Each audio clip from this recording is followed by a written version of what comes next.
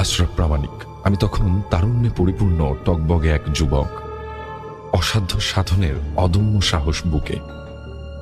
তবে পেশায় আমি একজন দিনমজুর, পরের জমিতে শ্রম দিয়ে জীবিকা নির্বাহ করতাম। কিন্তু আমার জীবন ধারণ মোটেও আমার পছন্দ ছিল না। আমি চাইতাম শান শওকত আলিশান জমিদারি জীবনযাপন, কিন্তু সামর্থ্য ছিল না। তাই মনে মনে প্ল্যান করি, কোনো এমন এক মেয়েকে বিয়ে করব যার বাপের অনেক জমি জমা আছে।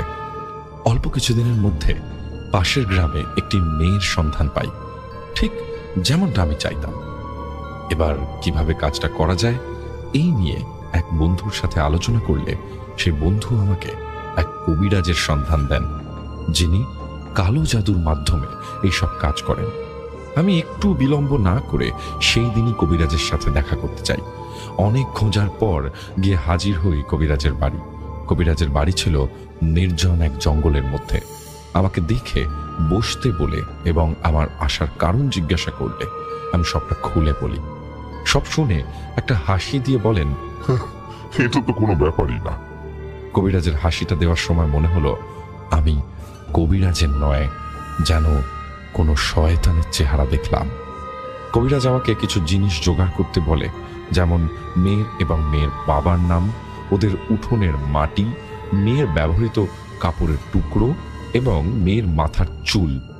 কয়েকদিন পর সেই জিনিসগুলো নিয়ে আবার গেলাম কবিরাজের কাছে। এবার কবিরাজ আরেকটি জিনিস আনতে বলে, সেটি ছিল অসাধ্য সাধনের পরীক্ষা। কবিরাজ আমাকে বলে, তুই যদি আমাকে কোনো আত্মহত্যা করা লাশের মাথা, কাফনের কাপড় এবং কুনুই থেকে বাম হাতটা কেটে এনে দিতে পারিস, তাহলে পৃথিবীর কোনো শক্তি তোর ইচ্ছে পূরণে বাধা দিতে পারবে না। এটা শুনে আমার একটু ভয় লাগে। আবার আমি ভাবি, আমার লক্ষ্যে পৌঁছতে হলে ভয়কে পাত্তা দেওয়া যাবে না। যেভাবেই হোক এগুলো আমাকে জোগাড় করতেই হবে। তখন আমার পরিস্থিতি বদলানোর নেশা এমন ভাবে আমাকে গ্রাস করেছে যে আমার ভালো মন্দ বিচার করার সমস্ত শক্তি আমি হারিয়ে ফেলেছি। এবার আমি আত্মহত্যা করার লাশের সন্ধান করতে থাকি। হঠাৎ করে কবিরাজ আমাকে বলে, অমুক গ্রামে একটি কুমারী মেয়ে 3 দিন আগে গলায় ফাঁস দিয়ে আত্মহত্যা করেছে। এটাই তোর জন্য বড় সুযোগ, যা নিয়ে আয় সব। আরো বলে, তোর সাথে অনেক কিছু ঘটবে, কিন্তু ভয় পাওয়া যাবে না। এই বলে কবিরাজ একটি বোতলে তেলের মতো কিছু একটা দেয় আর বলে, বিবস্ত্র হয়ে তেলটা পুরো শরীরে মেখে নিতে, তাহলে অন্তত আমার প্রাণটা বেঁচে যাবে। আমি একটি কোদাল, একটি ছুরি, টর্চ লাইট এবং একটি বস্তা নিয়ে সন্ধ্যার সময় রওনা হলাম গ্রামটির উদ্দেশ্যে। গ্রামটি ছিল আমার গ্রাম থেকে 3 গ্রাম পরে, তাই মেয়েটিকে যে কবরস্থানে কবর দেওয়া হয়েছে সেই জায়গাটা আমি চিনি।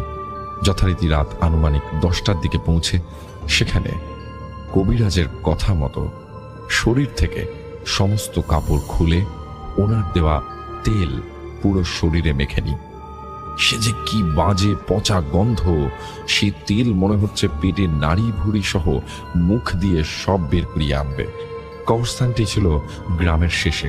তারপর বিশাল বড় মাঠ, বাঁশঝাড়ে ঘেরা জায়গাটা এতটাই নির্জন, চারপাশে ঝিঝি পোকাগুলোর ডাক যেন কানের মধ্যে সূচের মতো বিচ্ছে। বাঁশবাগানে প্যাঁচার কর্কশ ডাক যেন বুকের মধ্যে হঠাৎ করে ঝাঁকুনি দিয়ে উঠছে। আর শিয়ালগুলো মনে হচ্ছে আমার আশেপাশে ঘোরাঘুরি করছে, আর মাঝে মাঝে গলা ছেড়ে করুণ সুরে ডাকছে। শিয়ালের ডাক শুনে কেন জানি না শরীরের লোমগুলো শিউরে উঠছে। সব মিলিয়ে জায়গাটা এতটা ভয়ানক যেন ভয়ে কলিজাটা গলা দিয়ে বেরিয়ে আসবে। সব ভয় উপেক্ষা করে আমি আমার কাজে মনোনিবেশ করি। কবরস্থানে প্রবেশ করতেই মনে হলো সাই করে কিছু একটা আমার পাশ দিয়ে চলে গেল। ভয় গলা বুক শুকিয়ে গেল, যেন আমার শরীরে এক ফোঁটা পানিও অবশিষ্ট নেই। তবু এগিয়ে গেলাম। তারপর বেশ অল্প সময়ের মধ্যে কবরটা খুঁজে পেলাম। এগিয়ে গিয়ে প্রথমেই কবরের বেড়াটা খুলতেই মনে হলো আমার ঠিক পিছনে ঘাড়ের উপর গড় গড় করে শব্দ করে কেউ একটা গরম নিঃশ্বাস ছাড়ছে। তাড়াহুড়ো করে পিছনে তাকিয়ে দেখি কেউ নেই। আমি এবার বেড়াটা খুলে কোদাল দিয়ে মাটি ছড়াই আর খেয়াল করি আমার চারপাশে শত শত জোড়া লাল চোখ আমাকে ঘিরে আছে। আমার মনের এক পাশ আমাকে বলছে এখনই এখান থেকে পালা, কিন্তু আমি দেখি না কপালে কি আছে। এবার মাটি সরিয়ে বাঁশের চাটায় সরানোর সময় মনে হলো কিছু একটা আমার হাত ধরে হ্যাচকা টান দেয়। সাথে সাথে টর্চ মেরে দেখি কেউ নেই। আমি চাটাই সরিয়ে ছুরিটা নিয়ে কবরে নামবো, এমন সময় কেউ ঠিক আমার পিছনে দাঁড়িয়ে পুরুষ কণ্ঠে ডেকে বলে, আশরাফ, এখনো সময় আছে, ফিরে যা। আমি ফিরে তাকাই, দেখি কেউ নেই। এবার কবরের ভেতরে টর্চ মেরে যা দেখি তা দেখে আমার হার্টবিট এতটা বেড়ে যায়, মনে হচ্ছে কেউ আমার বুকের ভেতর হাতুড়ি দিয়ে পেটাচ্ছে। দেখি কাফনে মোড়ানো লাশটা কবরের দেয়ালে হেলান দিয়ে বসে আছে, আর কাফনের ভিতর থেকে মাথাটা বেরিয়ে আছে। চেহারা থেকে পচা মাংস খুলে খুলে পড়ছে। চোখের মাংসগুলো যেন আরো বড় হয়ে বাইরে ঝুলছে। ঠোঁট দুটো পচে যাওয়া মাড়ি সহ দাঁতগুলো ভয়ানকভাবে বেরিয়ে আছে। মাত্র 3 দিনে মানুষের শরীর এতটা পচে যেতে পারে স্বপ্নেও ভাবিনি। এবার লাফ দিয়ে কবরের মধ্যে নামি, তারপর বাম হাত দিয়ে মাথাটা ধরে ঘাড়ে একটা কোপ দেব, এমন সময় লাশের বাম হাতটা আমার হাত চেপে ধরে। কেউ একজন মেয়েলি কণ্ঠে আকুতির সাথে আমাকে বলে, তুমি আমার ভাই লাগো, দয়া করে আমার এত বড় সর্বনাশ করো না। কিন্তু সে সময় আমি এতটা অমানুষ হয়ে গেছি যে আমার নিজের প্রতি কোনো নিয়ন্ত্রণ নেই। আমি এক ঝটকায় তার হাতটা ছাড়িয়ে নিয়ে এক কোপে শরীর থেকে মাথাটা আলাদা করে, তারপর এক কোপে বাম হাতটা এবং মাথাটা এবং হাতটা বস্তা উড়ে লাফ দিয়ে কবরের বাইরে এসে দেখি বাইরে শুরু হয়েছে প্রচন্ড ঝড়, সেই সাথে বজ্রপাত। বাইরের পরিবেশ দেখে মনে হচ্ছে আজই যেন কিয়ামত হয়ে যাবে। প্রবল বাতাসে বাঁশগুলো মাটিতে লুটিয়ে পড়ছে। আমার ভিতর থেকে সমস্ত ভয় উধাও হয়ে গেছে। সে সময় মনে হচ্ছে আমি যেন এক নির্ভীক নরপিশাচ। চলে আসবো এমন সময় মনে হয় কাফনের টুকরোর কথা। আমি আবার কবরে নামার সাথে সাথে ওই লাশটা এক হাত দিয়ে সজোরে টান দিয়ে আমাকে ফেলে দেয় কবরের মধ্যে। এবার শুরু হয় পচা গলা লাশের সাথে আমার ধস্তাধস্তি। আমি লাশটাকে কোনো মতে নিচে ফেলে দিয়ে লাফ দিয়ে উপরে উঠে আসি এবং বস্তাটা নিয়ে দৌড় লাগাই। আমার যেখানে কাপড়গুলো রাখা আছে সেদিকে দৌড়তে দৌড়তে আমার পিছন থেকে কেউ যেন ধাক্কা দিয়ে আমাকে ফেলে দেয়। দেখি ওই মাথা কাটা লাশটা শূন্যে ভেসে এসে যেন আমার বুকের উপর চেপে বসেছে। শুরু হয় আবার ধস্তাধস্তি, মারামারি। লাশটা আমার সারা শরীরে নখ দিয়ে আঁচড়ে রক্তাক্ত এবং জখম করে দেয় এবং আমার থেকে বারবার বস্তাটা কেড়ে নেওয়ার চেষ্টা করে। এক পর্যায়ে আমি কোনো মতে সেই বস্তা এবং পোশাক নিয়ে দিক বিদিক ভুলে ছুটতে থাকি কবিরাজের বাড়ির উদ্দেশ্যে। দৌড়ানোর সময় খেয়াল করি শত শত লাল চোখ আমাকে তাড়া করে পিছু নিয়েছে। দৌড়াতে দৌড়াতে আবার খেয়াল করি আগুনের থেকে যে আলো হয় সেই রকম আলো ধেয়ে আসছে আমার দিকে। পিছনে ঘাড় ঘুরিয়ে দেখি আমার 2 পায়ের সমস্ত শক্তি ফুরিয়ে যাচ্ছে। পুরো শরীর অসাড় হয়ে আসছে, আমার চোখ দুটো বন্ধ হয়ে আসছে। আমার মনে হচ্ছে আমি আর দৌড়তে পারবো না। তখনই আমার মনে হলো এই বুঝি ফেরেশতা আমার জান কবজ করতে আসছে। দেখি ঠিক গরুর মতো দেখতে একটা প্রাণী তেড়ে আসছে আমার দিকে, কিন্তু গরুটার গায়ে কোনো চামড়া নেই। পুরা মাংসের ভিতর দিয়ে জ্বলন্ত আগুন দাউ দাউ করে জ্বলছে শরীরের ভিতরে। চোখ দুটো লাল আগুন বর্ণ আর মশালের মতো আগুন জ্বলছে দুটো শিঙের সাথে। ছুটে এসে প্রচন্ড জোরে আমাকে ধাক্কা দিয়ে ছিটকে পড়ে যাই আমি 10 থেকে 12 হাত দূরে। গলার সমস্ত শক্তি দিয়ে হে আল্লাহ বলে চিৎকার দিয়ে উঠি। দেখি গরুর মতো দেখতে সেই প্রাণীটা আর নেই। আমি উঠে আবার দৌড় শুরু করি। এভাবে বেশ কিছুক্ষণ দৌড়ানোর পর কবিরাজের বাড়ির উঠোনে এসে চিৎকার দিয়ে বেহুশ হয়ে যাই। তারপর কি হয়েছে বলতে পারবো না। আমার যখন জ্ঞান ফেরে চোখ খুলে দেখি আমি আমার বিছানায়, আমাকে ঘিরে পরিবারের সবাই কান্নাকাটি করছে এবং আমি ভীষণ রকমের অসুস্থ। আমার উঠে বসার শক্তিও নেই। নখের আঁচড়ে ক্ষতবিক্ষত আমার শরীর। বাড়ির সবাই আমাকে জিজ্ঞাসা করে যে এই অবস্থা আমার কি করে হলো। আমি বলি রাতে বাড়ি ফেরার সময় মাঠের মধ্যে বেশ কিছু শেয়াল আক্রমণ করেছিল। এরপর প্রায় মাস খানেক পর মোটামুটি সুস্থ হলে ওই কবিরাজের বাড়ি গিয়ে শুনি আমাকে বাড়ি দিয়ে আসার পর সেই রাতে কবিরাজের বাড়ির পিছনে কবিরাজের মাথা এবং বাম হাত বিহীন ক্ষতবিক্ষত লাশ পাওয়া যায় এবং তার শরীরের বিভিন্ন স্থান থেকে খুবলে খুবলে মাংস খাওয়া হয়েছে এবং আমি যে বস্তা এনেছিলাম সেটিও ঘর থেকে উধাও। আমি সবটা জেনেও চুপ হয়ে থেকে গেলাম। সে রাতে আমার ভাগ্যটা ভালো থাকায় আমি বেঁচে গেলেও কবিরাজের ভাগ্যটা এত ভালো ছিল না। আমার কর্মফল আমি পেয়েছি আর কবিরাজ তার জীবন দিয়ে মাসুল দিল। এই ছিল ঘটনা। ঘটনার মধ্যে একটা বার্তা দেওয়ার মূল উদ্দেশ্য, ভালো কিংবা খারাপ কোনো উদ্দেশ্যেই কালো জাদুর শরণাপন্ন হওয়া উচিত না, কারণ কালো জাদু কখনো কারোর ক্ষতি ছাড়া ভালো করতে পারে না। তো গৌরবদা, এই ছিল দাদুর কাছে শোনার ঘটনা। শব্দচয়ন বা বানানে ভুল থাকলে বুঝে নিয়ে শ্রোতাদের পড়ে শোনানোর অনুরোধ রইল। গৌরবদা, অবিশ্বাসী শ্রোতাদের মনে প্রশ্ন জাগতে পারে, লাশ কাউকে কি করে আক্রমণ করতে পারে? আমি তাদের উদ্দেশ্যে বলছি, প্রতিটি মানুষের সাথে একটি করে জিন থাকে, যেটিকে কারেং জিন বলে। মৃত মানুষের চেহারা নিয়ে এরা মানুষকে ভয় দেখায় বা আক্রমণ করে। গৌরবদা, গত 337, 342 এবং 346 নম্বর এপিসোডে আমার পাঠানো ঘটনা প্রচার করার জন্য তোমাকে অসংখ্য ধন্যবাদ। ঘটনা প্রচার হলে প্রচারিত এপিসোড নম্বরটা জানানোর অনুরোধ রইল। আল্লাহ হাফেজ। প্রিয় প্রেত কথা পরিবার, সবাই কেমন আছো? আজকের অষ্টমীতে কেমন কাটছে তোমাদের? সবাইকে শারদীয় দুর্গাপুজোর প্রাণ ঢালার শুভেচ্ছা এবং ভালোবাসা। তোমাদের কমেন্ট অনুপ্রেরণা যোগায়, তাই অবশ্যই একটা কমেন্ট করে জানিও কেমন হয়েছে আজকের ঘটনাটি। আজকের ঘটনাটি আরো বেশি জমজমাট, কারণ আজকের ঘটনাটিতে আবারও প্রমাণ দিতে চলেছি যেমনটা দিয়েছিলাম 290 নম্বর এপিসোডে মানুষের মাংস খাওয়ার। এবারেও ঘটনার শেষে থাকছে টিভি নিউজের অংশ বিশেষ।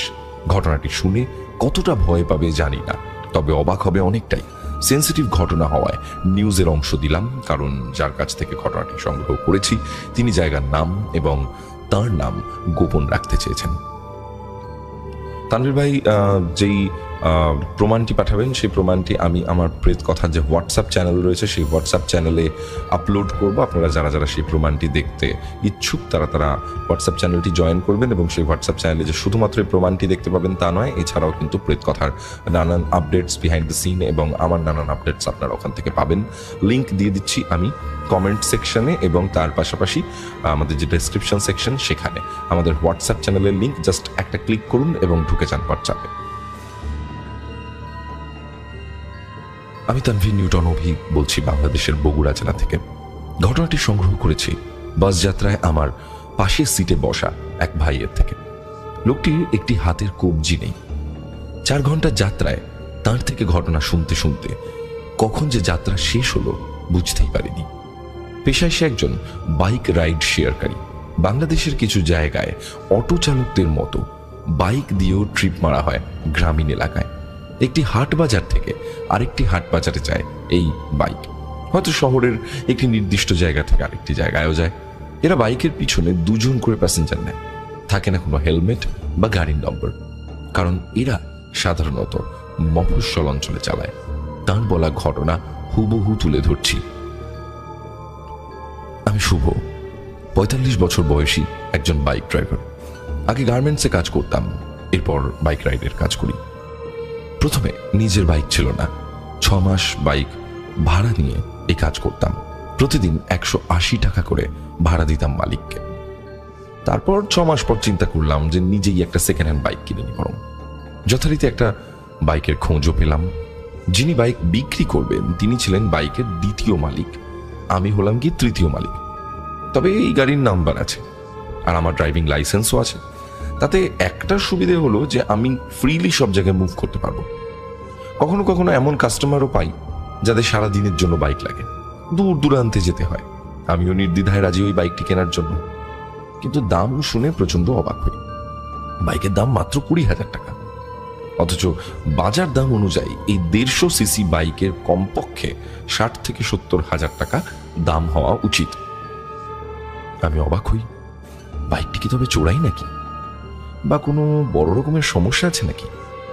আমি বিক্রেতাকে বলি, ভাই কোনো কি সমস্যা আছে বাইকে? তো বিক্রেতা জানায় কোনো সমস্যা নেই। আমি বাইক চালিয়ে কাগজ খুঁটিয়ে খুঁটিয়ে দেখে কোনো সমস্যা পাই না।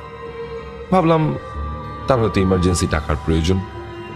আমি তার এলাকার সাক্ষী সহ ডিড করে গাড়িটি কিনে নিই। আমাকে সবচেয়ে সুখী মানুষ মনে হচ্ছিল তখন, কিন্তু এই গাড়িটা যে একটা জীবনের বড় অভিশাপ সেটা বুঝতে পারি ধীরে ধীরে। গাড়ি টুকটাক মেনটেনেন্স করে পরদিন থেকেই যথারীতি আমার কাজ শুরু করি। প্রথম সপ্তাহ বেশ ভালোই চলছিল, কোনো সমস্যা পাইনি। গাড়িটা আমার বাড়ির বারান্দাতেই থাকে।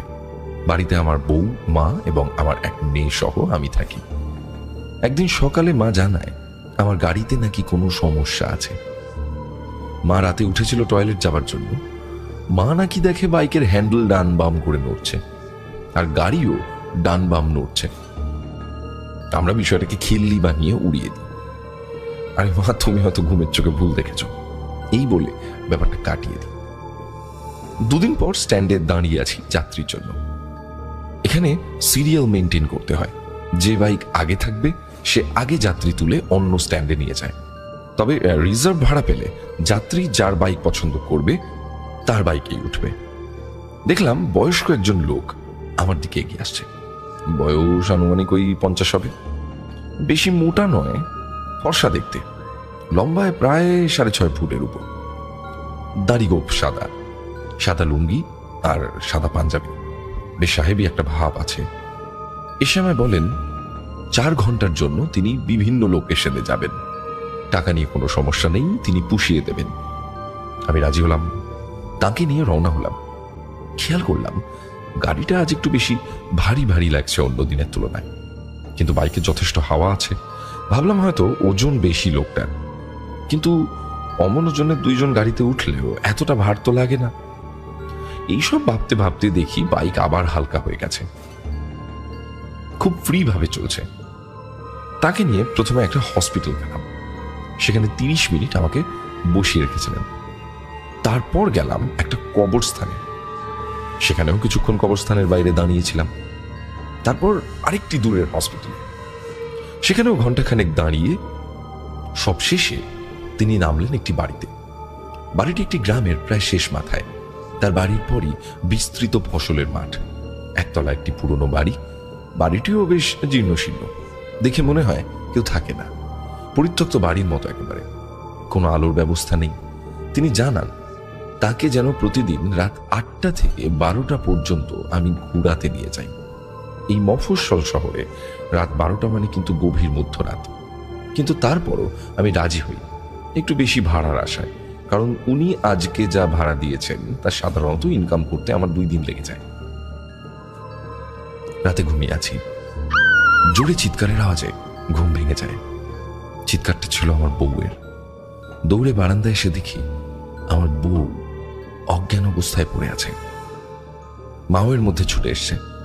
আমি চোখের জলের ঝাপটা দিতেই সে জেগে উঠল। ভয়ার্ত দৃষ্টিতে তাকিয়ে আছে আমার বাইকের দিকে। বউ জানায় এই বাইকে ও 3 জনকে দেখেছে একসাথে, একজন পুরুষ, একজন মহিলা এবং একটি ছোট্ট 3-4 বছরের বাচ্চা, এবং তারা 3 জনই ছিল রক্তাক্ত। নিজেও আমি একটু বিরক্ত হলাম এসব শুনে। সবে কিছুদিন হলো বাইক কিনেছি, এর মধ্যে মা একদিন এসব বলল, তারপর বউ আবার এসব ঘটনা বলছে। কার কথা বিশ্বাস করব? আমার সাথে তো কিছু হচ্ছে না। আমি বউকে বুঝিয়ে বলি যে দেখো, এটা তোমার মনের ভুল। পরদিন সারাদিন ভাড়া চালিয়ে 8টায় সেই বাড়ির সামনে উপস্থিত হই। 8টার সময় কিন্তু অনেক রাত। দেখি বাড়ির সামনেই লোকটি দাঁড়িয়ে আছেন। আমি যেতেই তিনি গাড়িতে উঠে বসলেন। আগের দিনের মতোই তাকে 2টো হাসপাতালে নিয়ে গেলাম, তারপর কবরস্থানে নামিয়ে দিলাম। তারপর জানান তিনি যে আজকে এই কবরস্থানেই তার পরিচিত লোকের সাথে কাজ আছে। আমাকে উনি 1500 টাকা দিয়ে বললেন যে চলে যাও। আমি জিজ্ঞাসা করি যে স্যার, এত রাতে কি করবেন এখানে? লোকটি রাগান্বিত স্বরে জানালেন যে তুই কথা কম বলবি, আগামীকাল 8টায় আমার বাড়ির সামনে আমার যাওয়ার কথা। তো এই কথা লোকটি আমাকে বললেন, এবং বলার পর লোকটি কবরস্থানের গেট দিয়ে ঢুকে গেলেন ভিতর দিকে। আমি কথা না বাড়িয়ে বাড়ি ফিরলাম। মনে মনে ভাবলাম যে এমন কর্কশ টাইপ লোক 2-1 জন থাকে। যাই হোক, আমার কাজ গাড়ি চালানো, এসব না জানতে চাওয়াই ভালো। ভালোই তো ভাড়া পাচ্ছি, কি হবে জেনে উনি কি করবেন না করবেন। বাইক স্টার্ট দিয়ে বাড়ি ফেরার সিদ্ধান্ত নিই, কিন্তু বাইক স্টার্ট হচ্ছে না এমন সময়। সেলফ স্টার্ট, কিক স্টার্ট, কোনোভাবেই আমি বাইক চালু করতে পারছি না। অনেকবার চেষ্টা করার পর বাইক স্টার্ট হয়। কবরস্থানের সীমানা পার হয়ে বাইক নিয়ে টুকটুক করে এগিয়ে যাচ্ছি। এমন সময় আমার মনে হলো যে আমার পিছনে কেউ একজন বসেছে। কেউ পিছনের সিটে বসলে বোঝা যায়। আর গাড়ির গতিও কমে গেল একটু। গাড়িটা বেশ ভারী বলে মনে হচ্ছে। ভাবলাম গাড়িটা কাল একবার মেকানিককে দেখাতেই হবে, হয়তো ইঞ্জিনের কাজ করালে ঠিক হয়ে যাবে। একটু পর একটা স্পর্শ টের পেলাম ঘাড়ের ডান পাশে। কেউ যেন হাত রাখলো। হকচকে উঠলাম একটু। বাইকের গতি একটু বাড়িয়ে দিলাম। টের পেলাম পিছনে কেউ একজন বসে আছে, কারণ তার শরীরের অংশ আমার পিঠ স্পর্শ করছে।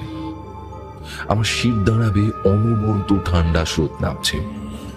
আমি কপাল বেয়ে ঘাম ছড়াচ্ছি। আমি বাইক থামাবো নাকি চালিয়ে যাব সেটা ভাবছি। সত্যই কি কেউ আমার পিছনে বসেছে, নাকি এসব আমার কল্পনা? আমি বাইক চালাতে চালাতেই সাহস করে পিছনে হাত নাড়লাম যে কেউ আছে কিনা। আমি অবাক হয়ে গেলাম। না, কেউ নেই। আমি বাইকের গতি বাড়িয়ে দিলাম। বাড়িতে যেতে যেতে আরো 9 কিলোমিটার পাগলের মতো গাড়ি টানছি। রাস্তার দুই পাশে উঁচু গাছের সারি, হালকা কুয়াশা ভেদ করে সামনের দিকে চলছি। মাঝে মাঝে দু একটা ভ্যান আর বাইক ছাড়া কিচ্ছু নেই। হঠাৎ মেলি কণ্ঠে একজন নাম ধরে বলল, শুভ, আস্তে গাড়ি চালাও। আমি ধরপড় করি ব্রেক চাপলাম। সামনের চাকা স্লিপ করে পড়তে গিয়েও কোনো রকমে কন্ট্রোল করে দাঁড়ালাম। বাইকের লাইট জ্বালিয়ে স্ট্যান্ড করে গাড়ি থেকে নামলাম। না, কোনো কিছুর অস্তিত্ব পাইনি। যা ঘটলো এই সিনারিটা বারবার মনে করতে লাগলাম। যখন কথাটা শুনতে পেয়েছি তখন একটা ভ্যান যাচ্ছিল।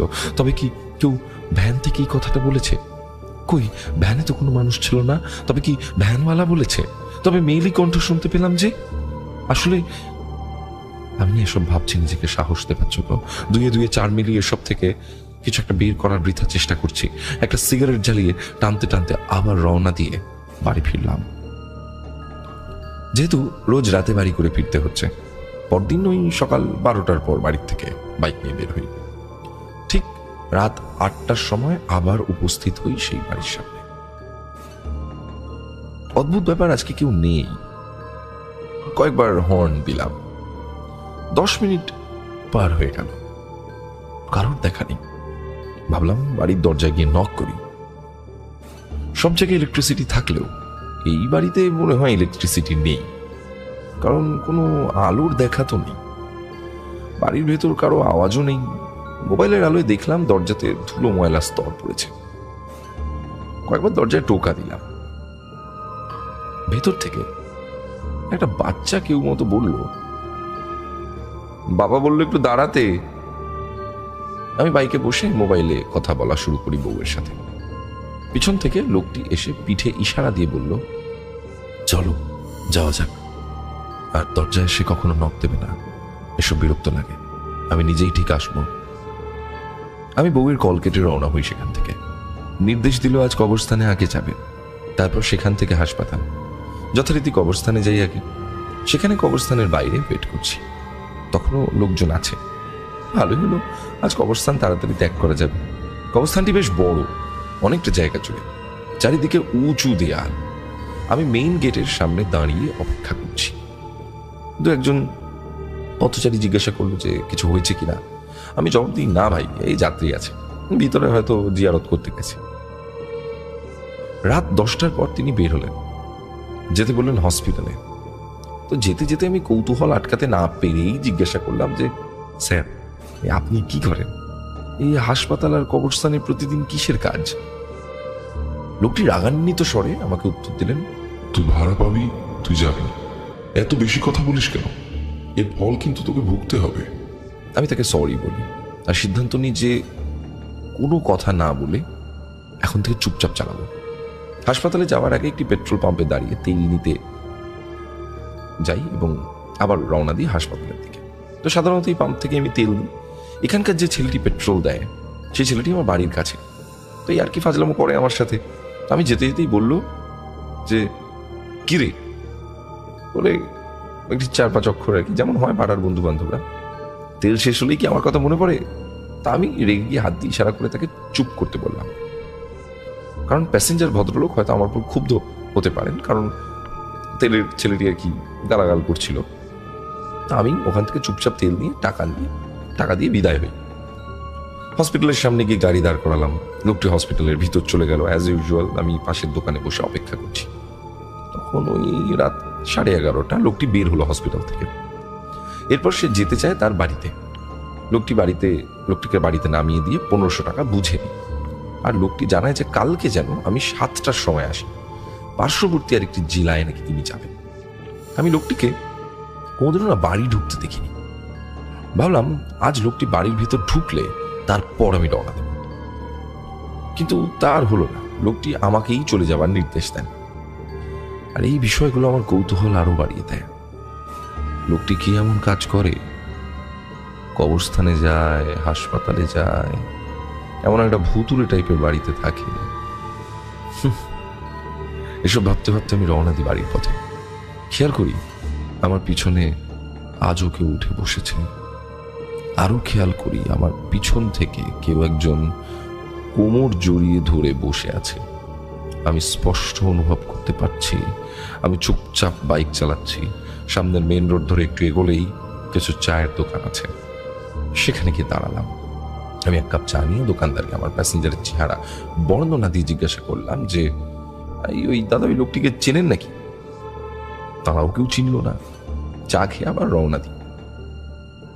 আবারও সেই এক অনুভূতি, পিছন থেকে বাচ্চা বয়সে কেউ জড়িয়ে ধরেছে। কারণ এমনটা ফিল হয় যখন আমার মেয়ে আমার বাইকের পিছনে বসে। পরদিন সকালে ঘুম ভাঙে মেয়ের কান্নার শব্দে। মেয়ের বয়স সবে 9 বছর। ঘুম থেকে উঠে দেখি বাইকটি পড়ে আছে মেয়ের গায়ের উপর। বাইক তুলে মেয়েকে বের করি। মেয়ে নাকি বাইকের একটু পাশে বসে খেলছিল, হঠাৎ করে নাকি বাইকটি পড়ে যায় তার উপর। বড় জোর আঘাত পেয়েছে হাতে, হাত নাড়াতেই পারছে না। নিয়ে গেলাম ডাক্তারের কাছে, সেই হসপিটালে যেখানে প্রতিদিন রাতেই আমি যাই। হাতে ফ্র্যাকচার হয়েছে। ডাক্তার প্লাস্টার করে ওষুধ দিয়ে ছেড়ে দেয়। মেয়েকে চিপস কিনে দেওয়ার জন্য হাসপাতালের সামনের চায়ের দোকানে যাই, যেখানে প্রতিদিন আমি অপেক্ষা করি। দোকানদারকে বললাম তারা আমার ওই প্যাসেঞ্জার ভদ্রলোককে চেনেন কিনা। সে বলল যে আমি তো খেয়াল করিনি কখনো। আমি বাড়ি ফিরতে ফিরতে ওই বিকেল 4টে বাজে। এই বাইকটার উপর একটু রাগও হয়।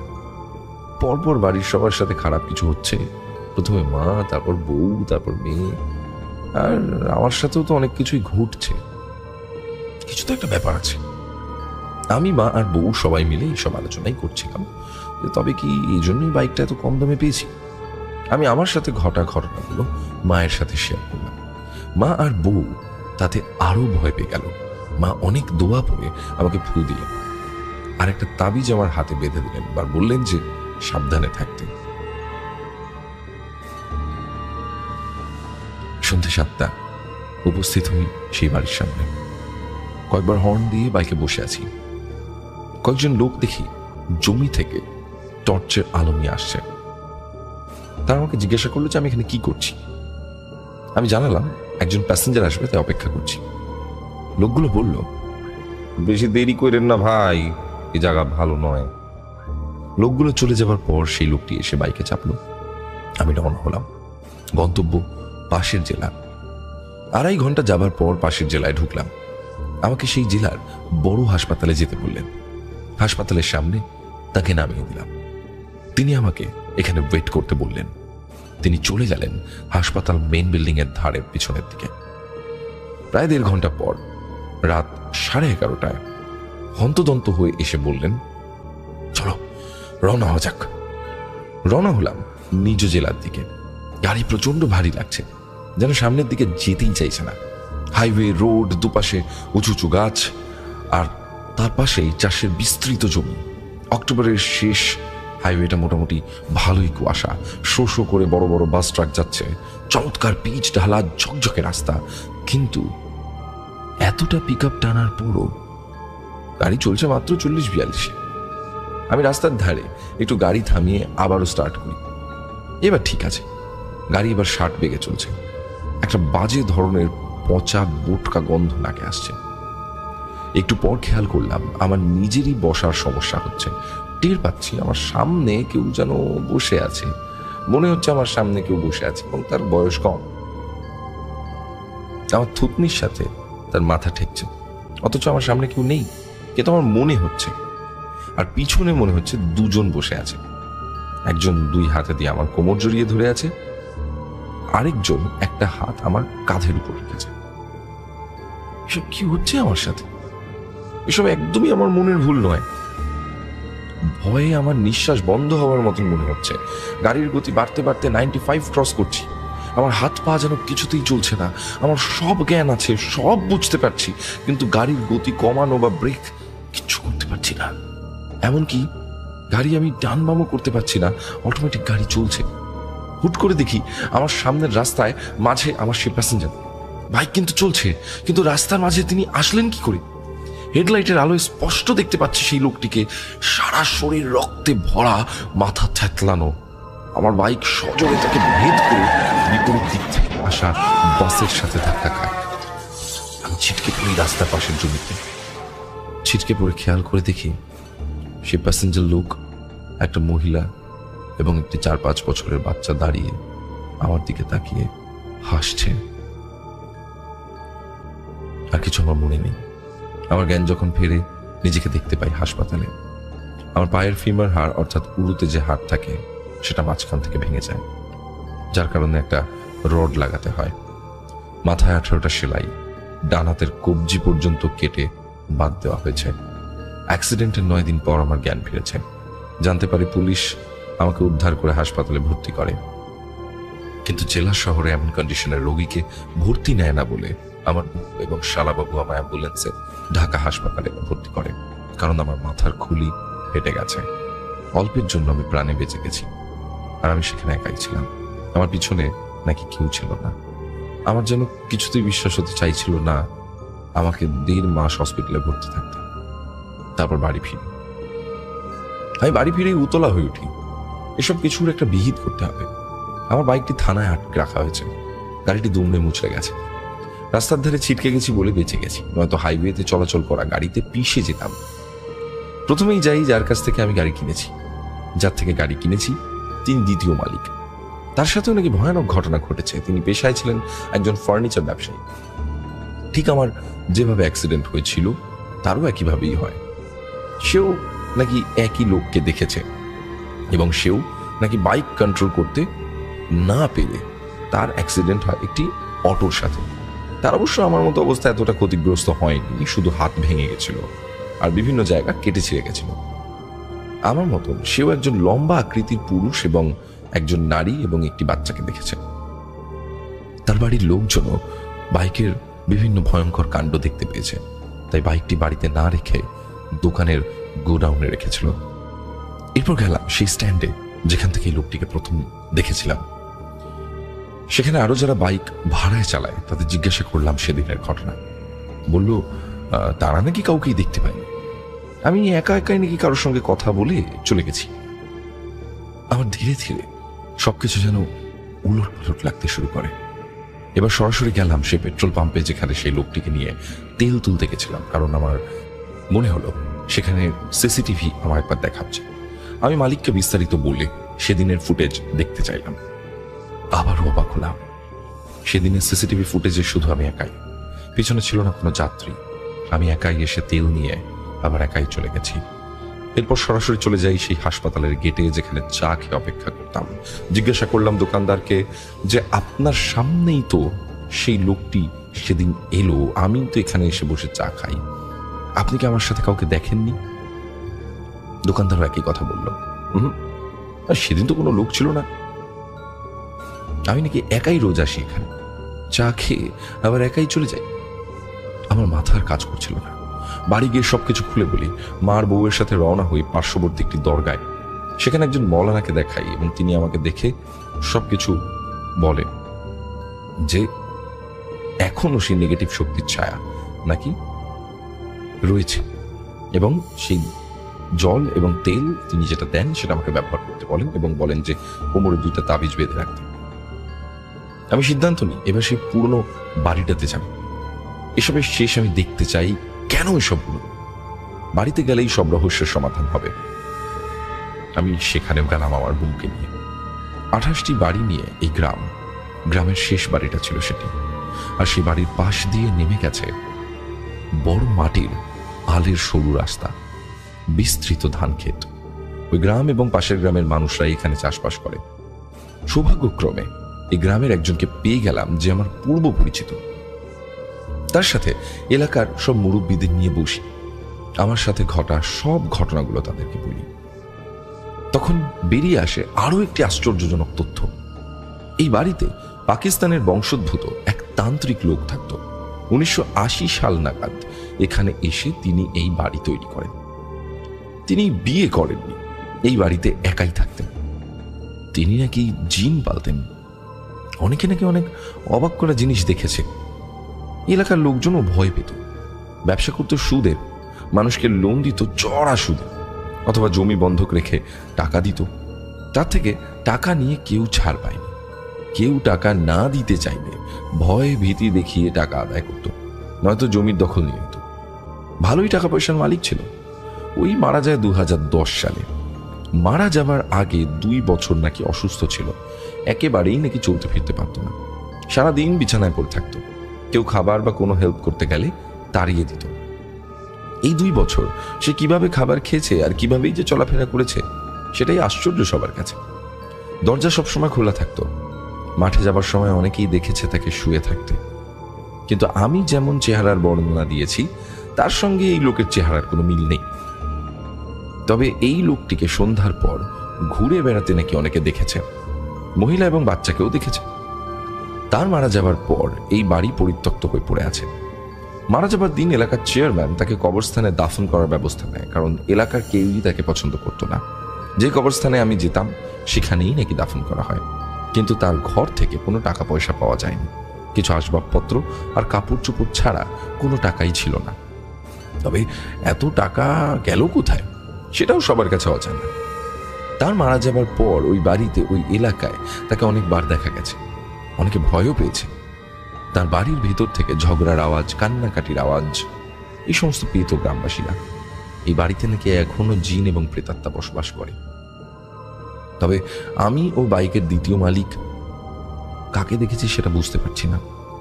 একজন 6.5 ফুট লম্বা মানুষ, একজন মহিলা এবং বাচ্চা। আমি কল করি বাড়ির সেই দ্বিতীয় মালিককে। তিনি কার কাছ থেকে বাইকটি কিনেছেন। জানা যায় তিনি কিনেছেন এই পার্শ্ববর্তী গ্রামের এক মোটর মেকানিকের থেকে। মোটর মেকানিক সহ বাইকের দ্বিতীয় মালিকও চলে এলো। যা শুনলাম তা সারমর্ম বলি। এই তান্ত্রিকের একজনের সাথে খুব ভালো সম্পর্ক ছিল, যাকে দেখতে আমার সেই প্যাসেঞ্জারের মতো, লম্বায় 6.5 ফুট। সে লোকটি জমি বন্ধক রেখে 3 লাখ টাকা ধার দেয়। 1.5 লাখ টাকায় ওই বাইকটি কেনে। যেদিন বাইক কিনতে যায় সেদিন মেকানিকও ছিল। 2008 সালে কেনে এই বাইকটি। তারপরই তান্ত্রিক অসুস্থ হয়। সে লোকটি এই মেকানিককে সাথে নিয়ে 2009 সালের মাঝামাঝি আসে সুদে আসলে টাকা ফেরত নিয়ে জমির কাগজ ফেরত দিতে। এসে দেখে তান্ত্রিক অসুস্থ। লোকটি তান্ত্রিকের অসুস্থতার সুযোগ নিয়ে টাকা ফেরত না দিয়েই কাগজগুলো নিয়ে চলে যায়।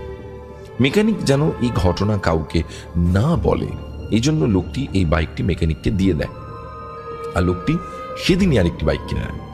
তান্ত্রিক মারা যাওয়ার পর দিনই পরিবার সহ লোকটি বাইক অ্যাক্সিডেন্ট করে। আমি যেখানে অ্যাক্সিডেন্ট করেছিলাম ঠিক সেই জায়গাতেই 3 জন স্পট ডেড। ঠিক এই 2023 সালের জুন মাসে ওই লোকটির বাড়ি এবং জমি সরকার নিয়ে নেয়। 9 বিঘা জায়গা আছে লোকটার। সরকার ভূমিহীনদের সে সমস্ত জায়গায় বাড়ি করে দেবে। চেয়ারম্যানের পারমিশন নিয়ে এই বাড়িটি এলাকাবাসী ভেঙে ফেলে, কারণ রাত হলেই এলাকায় এই বাড়িতে অশরীরী আত্মা নাকি ঘোরাঘুরি করে। গ্রামের লোক আতঙ্কে চলাচল করতে পারে না রাতে। বাড়িটি ভেঙে ফেলার পর থেকে শুরু হয় আরেক ভয়ানক অত্যাচার। রাত হলেই এই তান্ত্রিক এবং সে বাইকের প্রথম লোকটি মানুষদের নাকি ভয় দেখাতে শুরু করে, এমনকি মারধর পর্যন্ত করে।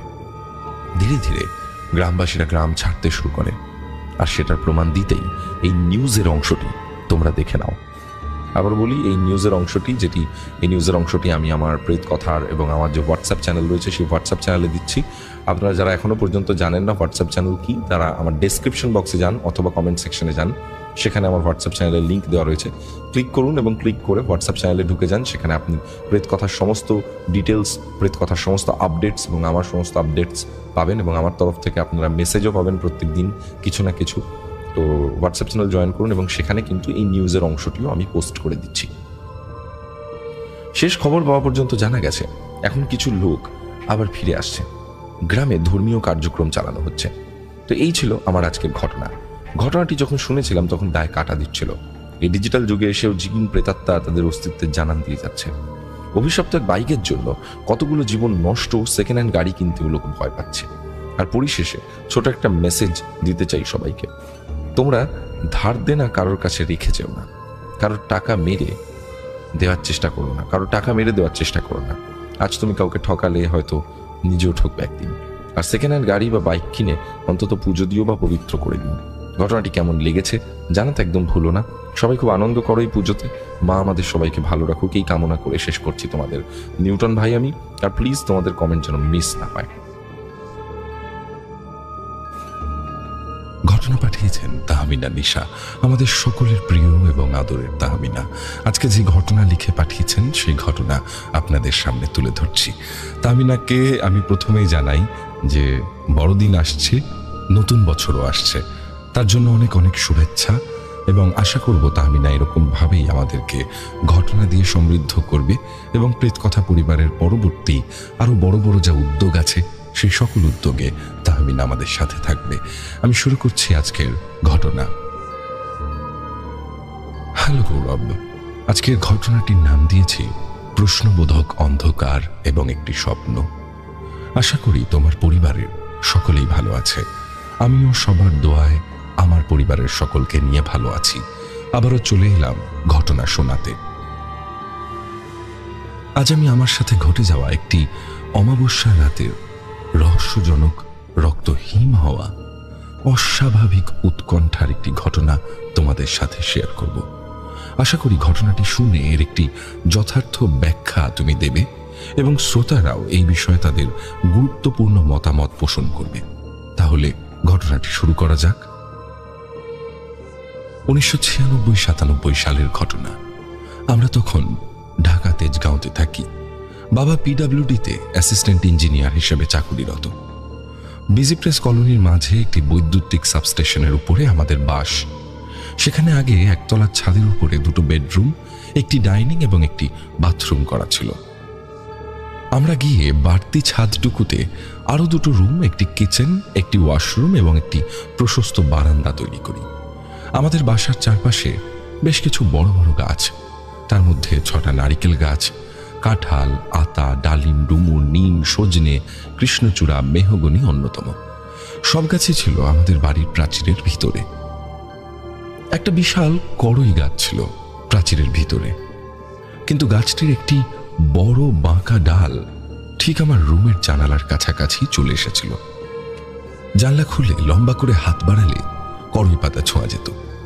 যখন কড়ইয়ের সুন্দর গোলাপি ঝিরিঝিরি ফুলগুলো ফুটত, গাঢ় সবুজ পাতার মাঝে গোলাপি ফুল দারুণ শোভা বাড়াত। ফুলের মিষ্টি সুবাসে আমার রুমটাও কোনো পারফিউম ছাড়াই মম করত। তাই আমি রাত্রিবেলা জানলা খুলে ঘুমোতাম। ওই পশ্চিমের জানলার সাথে যে খাট, সেখানে আমি আর দক্ষিণের জানলার পাশে ঘুমোতো আমার ছোট বোন। রাতের বেলা পশ্চিমের জানলাটাতে চোখ রাখলে কেমন যেন গা ছমছম করত।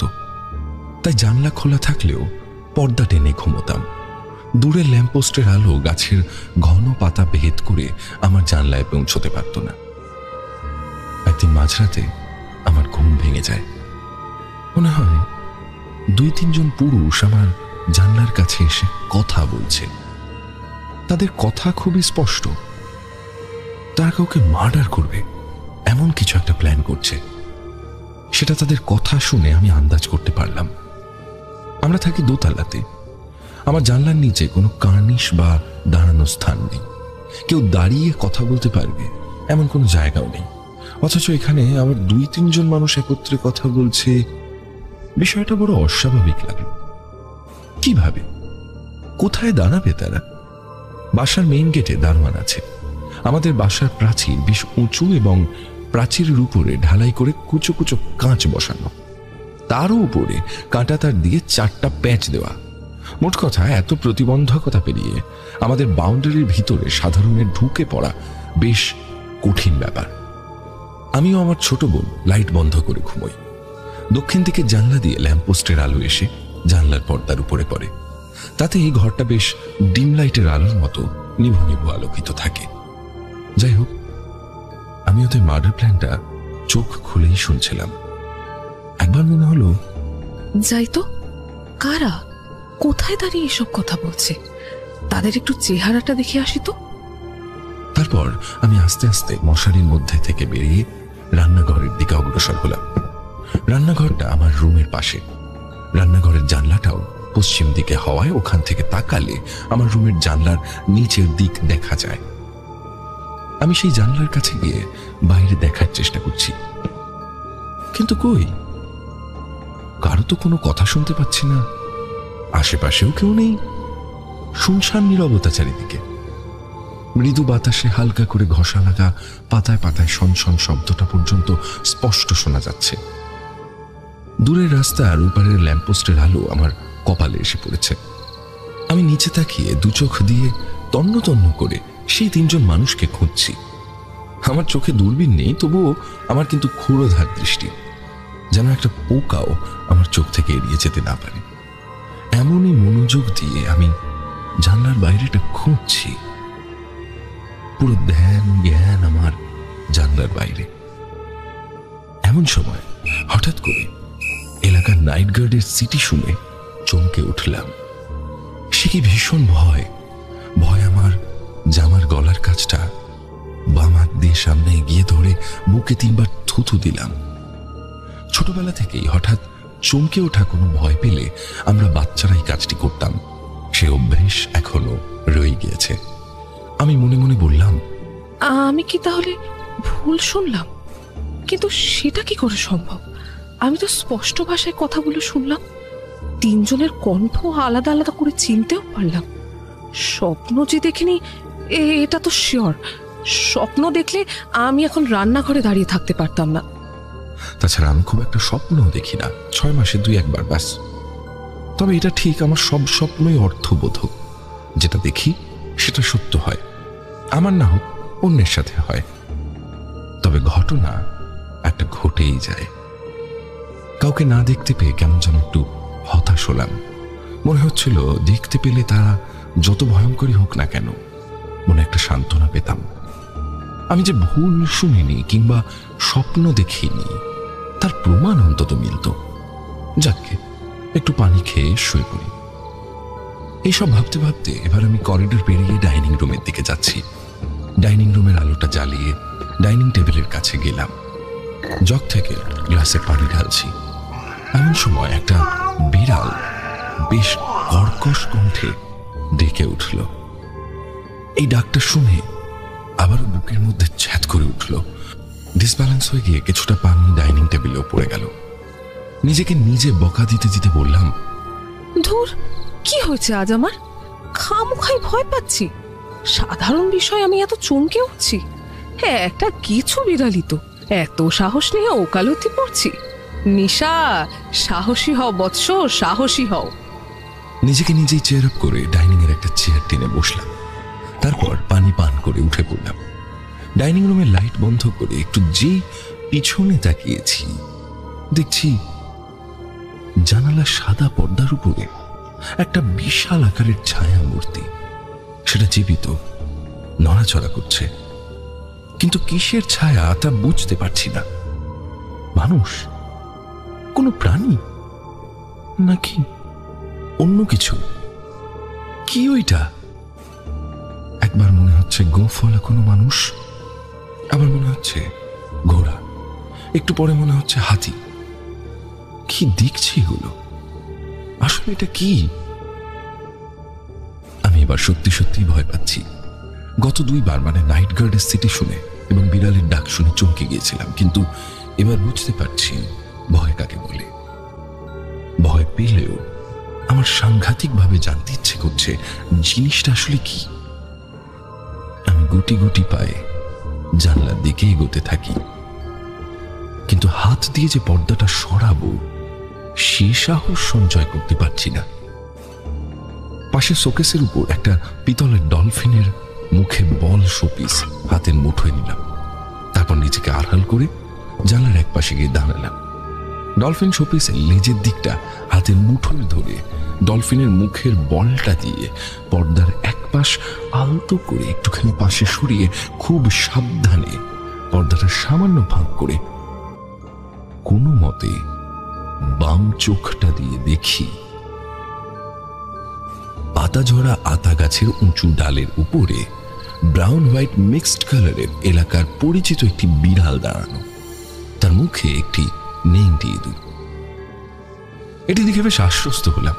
আমি এতক্ষণ না জানি কত হাতি ঘোড়া ভিন গ্রহের মানবকে দেখেছি বলে ভয় পাচ্ছিলাম। আসলে এটা ছিল পুরোটাই আমার ভিজুয়াল ইলিউশন। সাইকোলজিতে পড়েছি অন্ধকার ঘরে এক টুকরো দড়িকে মেঝেতে পড়ে থাকতে দেখে সাপ বলে ভুল করাটা হচ্ছে ইলিউশন, অর্থাৎ কিছুর একটা অস্তিত্ব আছে কিন্তু তাকে অন্য কিছু ভেবে ভয় পাওয়া, এই হলো ইলিউশন। আমিও আজ ভিজুয়াল ইলিউশনের খপ্পরে পড়ে গেছি। বিড়ালের মুখে ইঁদুর দেখে হাতি ঘোড়া এলিয়ান কত কিনা ভেবেছি। পুরোপুরি নিশ্চিত ছিলাম না, যার জন্য সেটিকে মানুষের জীবন্ত গোঁফ বলে মনে করেছি। ইস, ফাইনাল পরীক্ষায় ইলিউশন, ডিলিউশন এবং হ্যালুসিনেশনের পার্থক্য এসেছিল। সেই সময় এই বাস্তব উদাহরণটা দিতে পারলে আরো দুটো মার্কস বেশি পাওয়া যেত। একটা দীর্ঘশ্বাস নিলাম। কামকা ভয় পাওয়ার জন্য নিজেকে কেমন যেন বোকা বোকা মনে হচ্ছে। এসব কথাগুলো আপন মনে বলে একটা চাপা হাসি দিয়ে জানলার পর্দাটা একটু বেশি করেই খুললাম। সামনে বিড়ালটাকে লক্ষ্য করে বললাম, কিরে বাঘের মাসি, খবর কি তোর? খুব তো ভয় পাইয়ে দিয়েছিলি, তাই না? হ্যাঁ, এখন ম্যাও বলে দেখা দেখি। কই বল বল। আমি জানি ব্রাউন হোয়াইট বিড়ালটা এখন ইচ্ছে করলেও আর ম্যাও বলতে পারবে না, কারণ তার মুখ বন্ধ। ইঁদুরের ঘাড় কামড়ে সে আমার দিকে তাকিয়েই দাঁড়িয়ে আছে।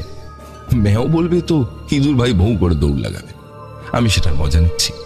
জানালার পর্দাটা সরানোর ফলে বিড়ালের ছায়া কিছুটা আমার শরীরের অর্ধেক এবং কতক অংশ মুখের কিছু স্থানে এসে পড়েছে।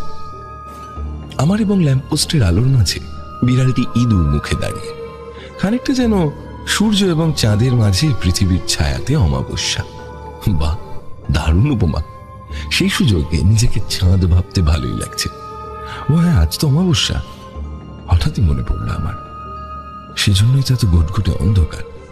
দূর যাই, কি সব ভাবছি আমি। এইসব আবুল তাবুল ভাবা বাদ দিয়ে রেডিয়াম ওয়াল ক্লকের দিকে তাকালাম। রেডিয়ামের সুবিধা হচ্ছে ঘন অন্ধকারেও ঘড়ির কাঁটাগুলো জ্বলতে থাকে। 2:30 বাজে, না ঘুমোতে যেতে হবে। রহস্যের খোঁজে ফালতু কিছু সময় নষ্ট হলো। ডলফিনটা হাতেই আছে, পর্দাটার মাঝ বরাবর ধরে আছি। এক্ষুনি ভারী পর্দা ছেড়ে দেব, এমন সময় আমাকে অবাক করে বিড়ালটা তীব্র স্বরে কানের তালা কাঁপিয়ে ডেকে উঠল। আমি ঘড়ির দিক থেকে চোখ সরিয়ে বিড়ালের দিকে তাকালাম। কেমন একটা ভয়ঙ্কর ভাবে আমার দিকে সে তাকিয়ে আছে। তার চোখ দুটো আলোর বিপরীতেও অগ্নি শিখার মতো জল জল করে জ্বলছে। তার মুখে এখনো ছটফট করছে গেছো ইঁদুরটা।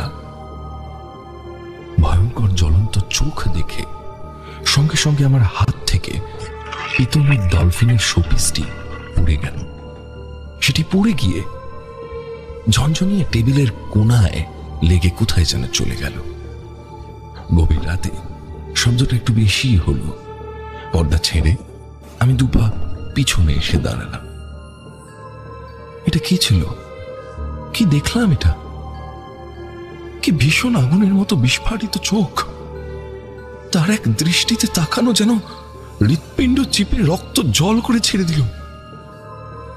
ভয়ের সর্বোচ্চ মাত্রা কতটুকু তা আজ অনুধাবন করতে পারলাম। নিঃশব্দে অন্ধকার ঘর থেকে দ্রুত পায়ে নিজের রুমের দিকে চললাম।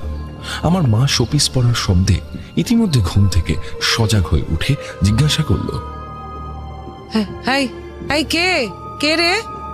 নিশা নাকি? নিশা, আমি করিডোর দিয়ে যেতে যেতে আওয়াজ দিলাম, হ্যাঁ মা, আমি। কিরে তুই উঠেছিস কেন? আর কি যেন একটা পড়লো মনে হলো। না, পানি খেতে গিয়েছিলাম, হাত থেকে একটা শোপিস পড়েছে। আমাদের কথা শুনে বাবাও সজাগ হয়ে গিয়েছে। শোপিস পড়ার কথা শুনে বাবা ঘুম জড়ানো কণ্ঠে জিজ্ঞাসা করে, ব্যথা পাসনি তো? না বাবা, আমি ঠিক আছি, তোমরা ঘুমাও। মা কিছুটা ধমকের সুরে বলল, তো লাইট জ্বালিয়ে নিবি না? অন্ধকারে ঘরে কি ঘুটুমুটু করছিস? যা শুয়ে পড়। আমি বাধ্য মেয়ের মতো সুরসুর করে বিছানায় গিয়ে শুয়ে পড়লাম। কিন্তু ঘুম সেদিনের মতো লাপাতা, হিসেব মেলাতে পারছি না।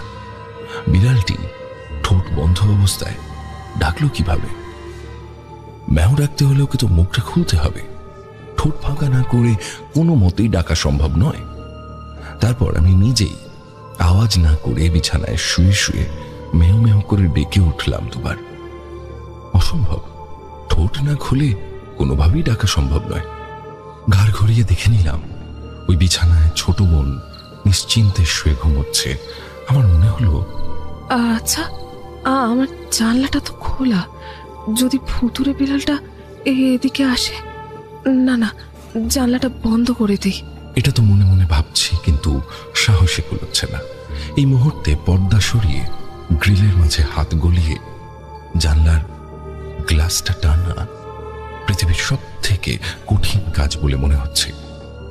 তার চেয়ে এই ভালো কাঁথাটা মুড়ি দিয়ে চোখ বুজে শুয়ে থাকি, সূরা কালাম যা জানি সব পড়তে থাকি। তাই করলাম, কিন্তু চোখ বন্ধ করলেই সেই জ্বলন্ত দুটো চোখ দেখতে পাচ্ছি। তখন আস্ত বিড়ালটি গায়েব হয়ে শুধু তার দুটো চোখ আমার সামনে দেখা দিচ্ছে। এদিকে চোখ খুলতেও পারছি না। মনে হচ্ছে জানলার কাছে, ঠিক আমার পাশের পর্দার পিছনে বিড়ালটি যেন ইঁদুর মুখে নিয়ে আমার দিকেই তাকিয়ে আছে। আমার কান প্রতিধ্বনিত হতে থাকে তীব্র এবং কর্কশ কণ্ঠে বিড়ালের ডাক।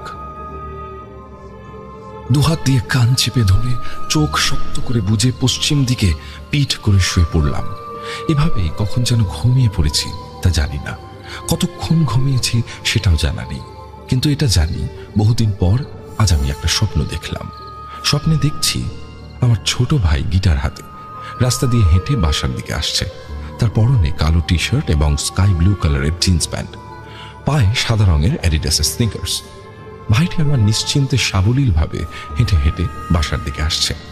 আমি যেন বারান্দায় দাঁড়িয়ে ভাইয়ের হেঁটে আসার দৃশ্যটা দেখছি। এমন সময় তিনজন 24-25 বছরের হাট্টা কাট্টা যুবক এসে ভাইকে ঘিরে ধরল। কি যেন কথা বলছে তারা। এক পর্যায়ে আমার আদরের ছোট ভাইকে মারতে শুরু করলো। প্রথমে চড়থাপ্পড়, তারপরে লাথি মেরে ভাইকে রাস্তার উপরে ফেলে দিল। ভাইয়ের হাত থেকে গিটারটা ছিটকে রাস্তার এক কোনায় পড়ে গেল।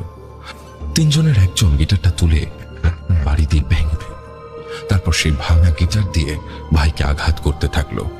ভাই ওদের হাত থেকে বাঁচার জন্য প্রাণপণ হাত পা ছোড়াছুড়ি করতে থাকলো। বাঁচাও বাঁচাও বলে সে চিৎকার করছে।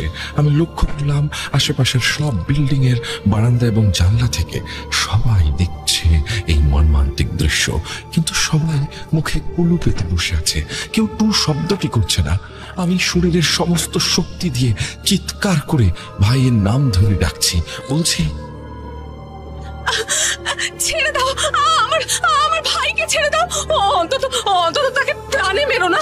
আমার ভাইকে ছেড়ে দাও, তোমরা কেউ এসো, এগিয়ে এসো প্লিজ, কেউ আমার ভাইকে বাঁচাও, একটু দয়া করো, ছেড়ে দাও বলছি। আমি যে এত চিৎকার করছি কিন্তু কেউ আমার কণ্ঠ শুনছে না। বস্তুত আমার মুখ দিয়ে কোনো আওয়াজই বেরোচ্ছে না। আমি কেমন যেন শক্ত কাঠের মতো স্থির হয়ে গিয়েছি, নড়াচড়া পর্যন্ত করতে পারছি না। চোখের সামনে দেখতে পাচ্ছি ওরা তিনজনে মিলে আমার স্নেহের ছোট ভাইটিকে মেরে ফেলেছে। তার স্কাই ব্লু প্যান্ট রক্তে ভিজে উঠেছে, সাদা স্নিকার্স চোরা টকটকে লাল হয়ে উঠেছে। কি বিভৎসভাবে হত্যা করা হচ্ছে আমার ভাইকে। দুর্বিষহ যন্ত্রণা ভোগ করতে করতে মারা যাচ্ছে আমার ভাইটি। নীরব দর্শক হয়ে আমি এবং আরো গোটা 50 নারী পুরুষ সেই নিষ্ঠুর হত্যাযজ্ঞ অবলোকন করছি। আফসোস কারো একটু সাহস নেই সামনে এগিয়ে যাওয়ার। আমি আমার ভাইয়ের নাম ধরে ডাকতে ডাকতে ঘুম থেকে উঠে পড়ি। হ্যাঁ, আমি স্বপ্নই দেখছিলাম, কিন্তু এই স্বপ্ন এতটাই জীবন্ত ছিল যে সে বাস্তবতাকেও হার মানায়। আমি কাঁদতে কাঁদতে ঘুম থেকে উঠেছি। ওই মুহূর্তে আমি রাতে দেখা ভয়ঙ্কর বিড়ালের কথা ভুলে গিয়েছি। আমার শুধু মনে হচ্ছে আমার ভাই আমার চোখের সামনে ছটফট করতে করতে মারা গিয়েছে। আমি আমার রুম থেকে বেরিয়ে আদরের ভাইয়ের রুমে গিয়ে নক করলাম। ভাই তখনও ঘুমোচ্ছিল। আমার কান্না শুনে বাবা মা ছুটে এসেছে। ভাইও তখন দরজা খুলেছে। আমি ভাইকে জড়িয়ে ধরে আরো জোরে চিৎকার করে কাঁদতে লাগলাম। কাঁদতে কাঁদতে দেখে নিলাম ভাইয়ের রুমের একপাশে তার গিটারটা দাঁড় করানো, আর চোখ ঘুরিয়ে খুঁজতে লাগলাম কালো টি শার্ট এবং স্কাই ব্লু প্যান্টটা কোথায় আছে। সেগুলিকে সামনে দেখতে পেলাম না, হয়তো ওয়ার্ড্রপে আছে। আমি বরাবরই গোছানো একজন মানুষ।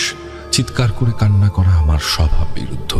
বাবা মা, ভাই বোন এবং আত্মীয় স্বজন সবাই সেটা জানে।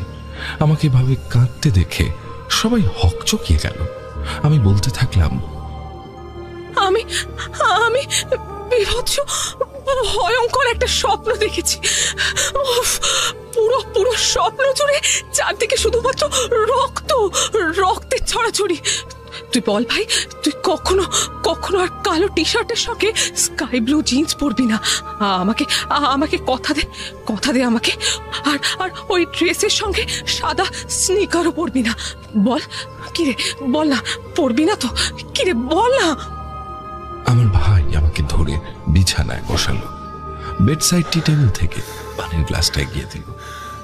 পানি পান করতে বলল। তারপর আমার হাত ধরে আস্তে আস্তে বলল, আপু, তুই আমাকে নিয়ে না সবসময় একটু বেশি বেশি চিন্তা করিস, তাই উল্টো পাল্টা স্বপ্ন দেখেছিস। এই তো আমি, দেখ, আমি তোর সামনেই আছি, কিচ্ছু হয়নি আমার। তাছাড়া তুই তো বলিস স্বপ্ন হয় বর্ণহীন, গন্ধহীন, তাহলে তুই কি করে স্কাই ব্লু রংটা দেখলি? শোন, এটা তোর কোনো স্বপ্ন না, এটা তোর অতি দুশ্চিন্তার ফল। আমাকে নিয়ে অযথা চিন্তা বাদ দে।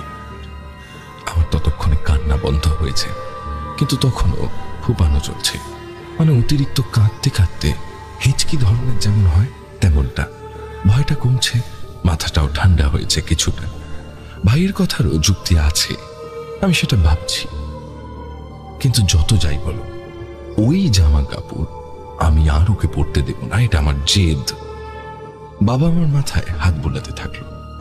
মা আমাকে ঠান্ডা করার জন্য বলল, আয় মা, ভাইকে নিয়ে নাস্তা করে নে, কিচ্ছু হয়নি, সব ঠিক আছে। আমি বলছি, আমি আর কখনো ওই পোশাক ওকে পরতে দেব না। এবার খেতে আয়। আমাকে ইজি করার জন্য মা আবারও বলল, আর দেখ তো, গতকাল রাত্রে তুই ডলফিনের মুখের ওই সামনের বলটা ভেঙেই ফেলেছিস। বলটা কোথায় পড়লো তা খুঁজেই পাচ্ছি না। একটু দেখ না মা, খুঁজে দেখ তো। মায়ের এই কথা শোনা মাত্রই ওই মুহূর্তেই আমার সেই বিড়ালের মেয়াও ডাক এবং জ্বলন্ত চাহনির কথা মনে পড়ে গেল। আমি তখন ভাইকে বললাম, চল, আমি তোকে আজ খাইয়ে দেব।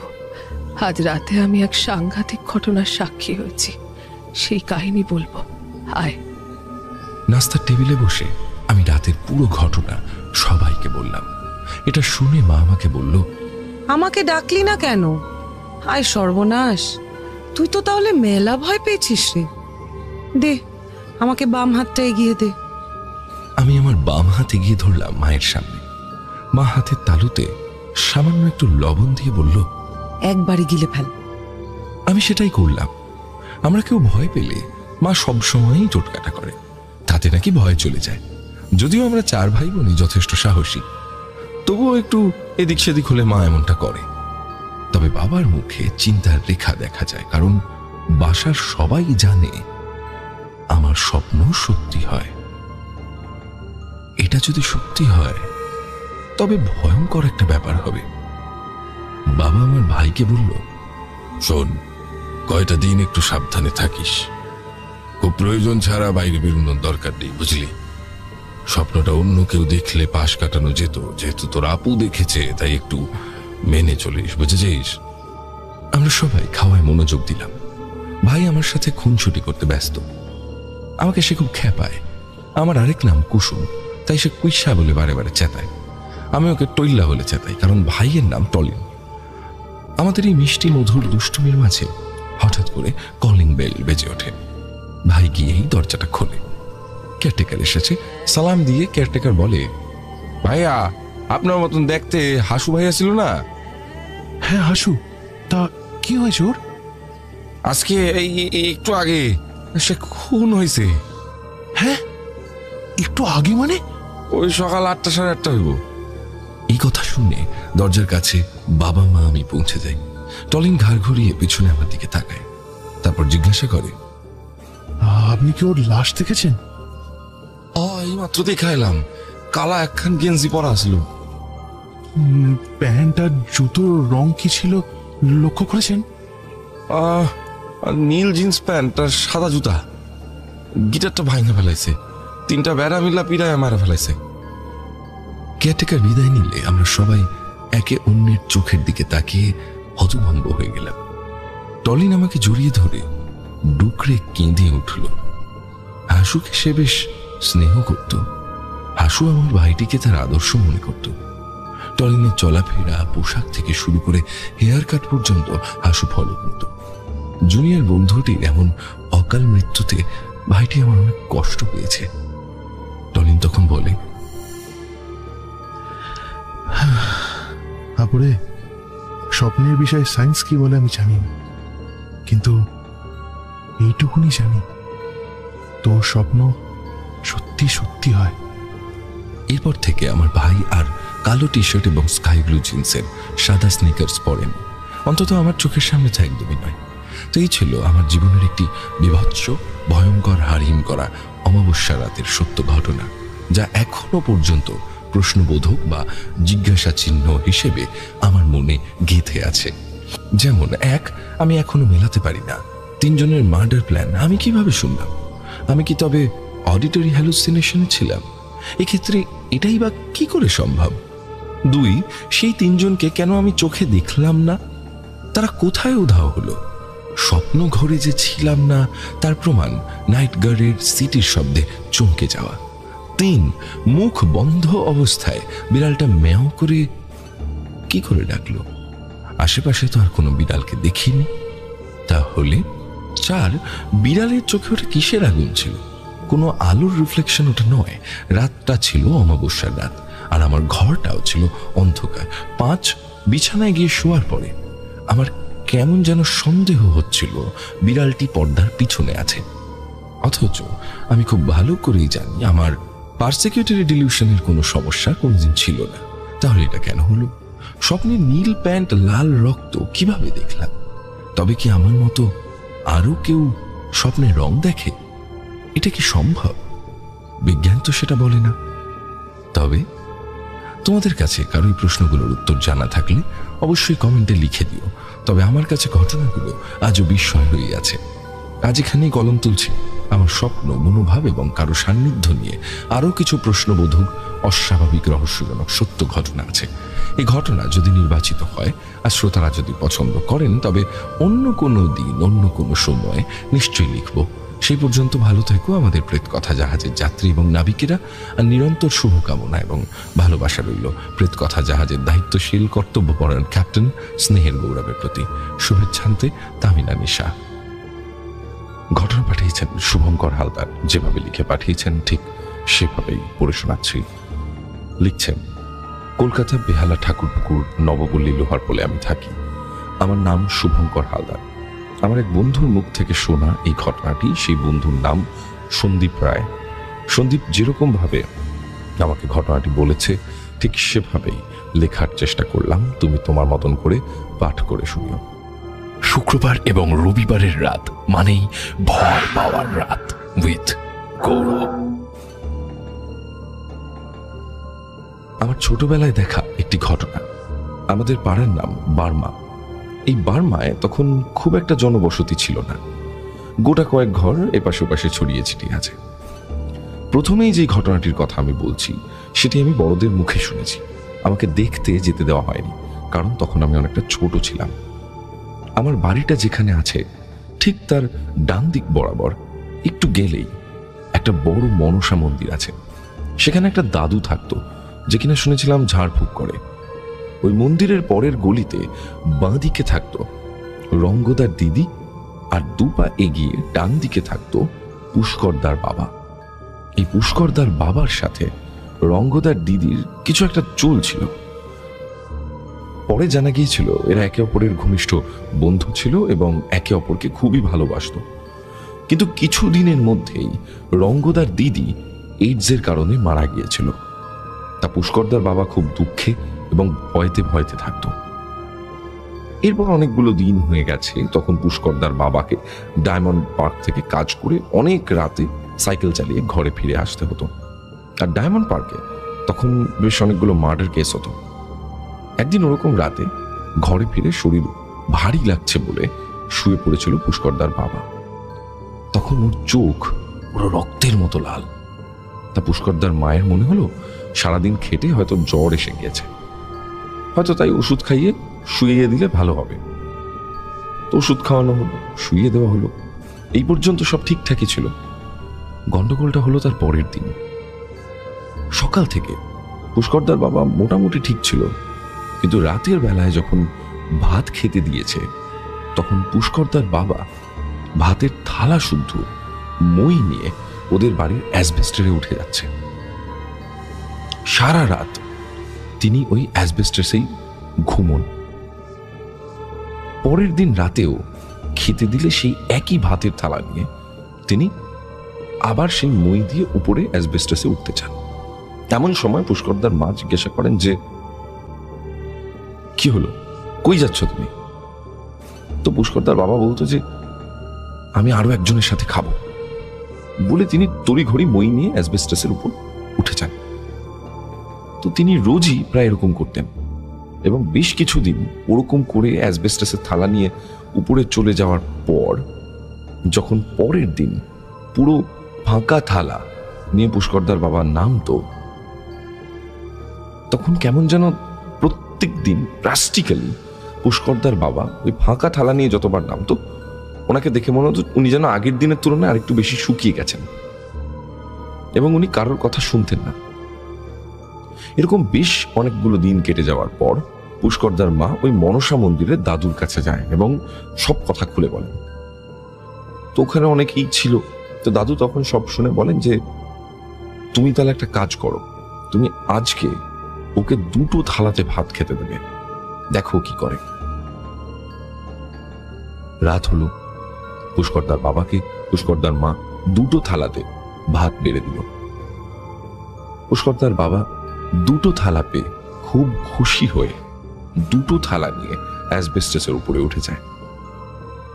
আর সেই সময় মিতুল দাদাদের ছাদ দিয়ে সবাই পুষ্করদার বাবাকে লক্ষ্য করতে থাকে।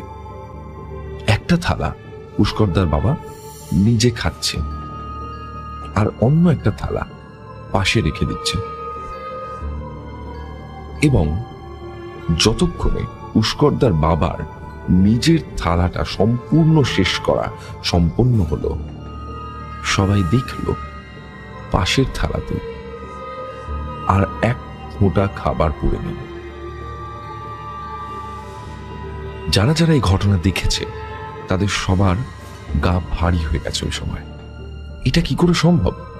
পুষ্করদা পাগল ছিল, এই কথাই সবাই ভেবেছে। কিন্তু আজ এই রাতে এই মুহূর্তে একটা মুহূর্তের জন্যেও মনে হচ্ছে না পুষ্করদার বাবা পাগল। পাশের থালাটি একা একা কি করে ফাঁকা হয়ে গেল? কেউ কেউ প্রায় চিল্লিয়ে উঠেছিল এবং সেটা পুষ্করদার বাবা শুনতে পায় এবং দেখতে পেয়ে খুব তাড়াতাড়ি সিঁড়ি দিয়ে নেমে দৌড়ে দূরে এক হোগলা বনের মধ্যে ঢুকে পড়ে। আর তখনের সময় হোগলা বনের পাতা অনেক বড় বড় ছিল। মিতুল দাদাদের ছাদের উপর দিয়ে রঙ্গদা, সখাদা এরা সবাই বড় বড় টর্চের আলো জ্বালিয়ে দেখে যে পুষ্করদার বাবা অত বড় পাতার মধ্যে থেকে পুরো বনটার মাঝে গুম হয়ে বসে আছে। ওই রাতে মিতুলদা, সখাদা, রঙ্গদা এবং আরো অনেক লোক মিলে গিয়ে মোটা চেইন শিকল দিয়ে বেঁধে টানতে টানতে পুষ্করদার বাবাকে নিয়ে এসে ঘরে বেঁধে রাখে। পরের দিন সকালে দাদু আসেন ছাড়াতে।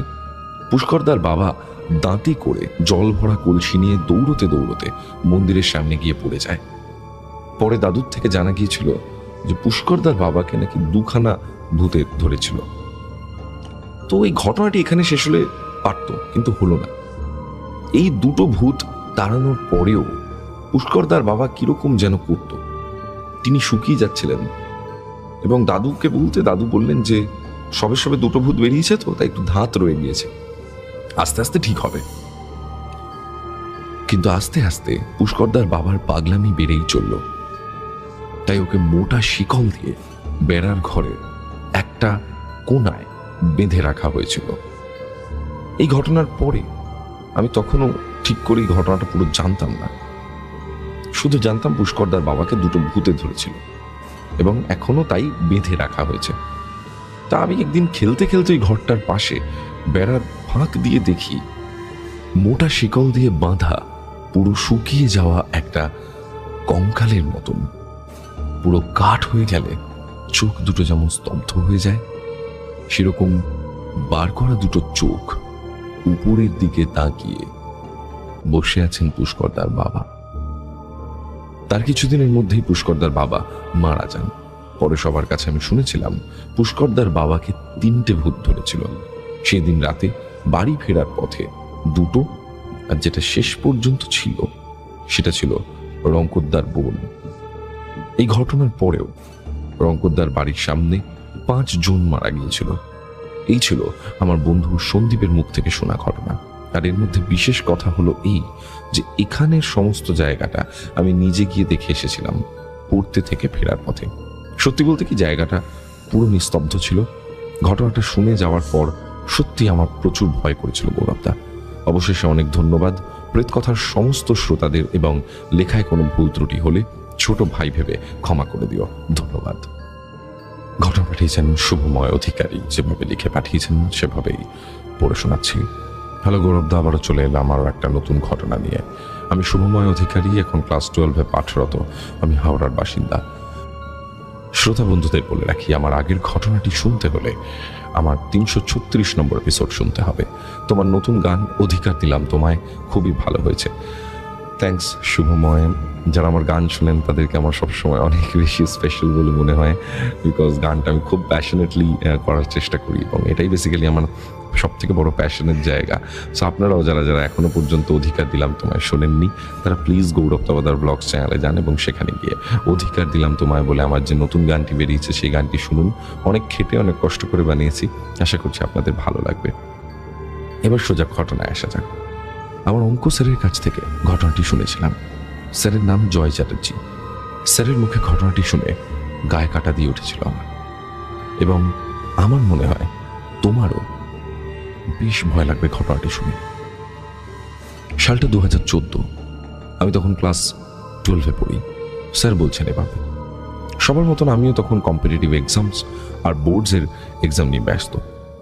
আমি যেহেতু রাত অবধি পড়াশোনা করতাম, তাই বাড়ির চিলে কোঠার ঘরে একা শুতাম আমি।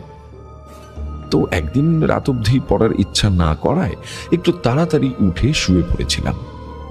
সময়টা ছিল শীতকাল, তাই কম্বল মুড়ি দিয়ে বেশ ভালো ঘুম হতো রাতে। আমি তখন বেশিরভাগ সময় পাশ বালিশ জড়িয়ে ঘুমোতাম। তো সব দিনের মতো সেদিনও ভালোই ঘুমোচ্ছিলাম।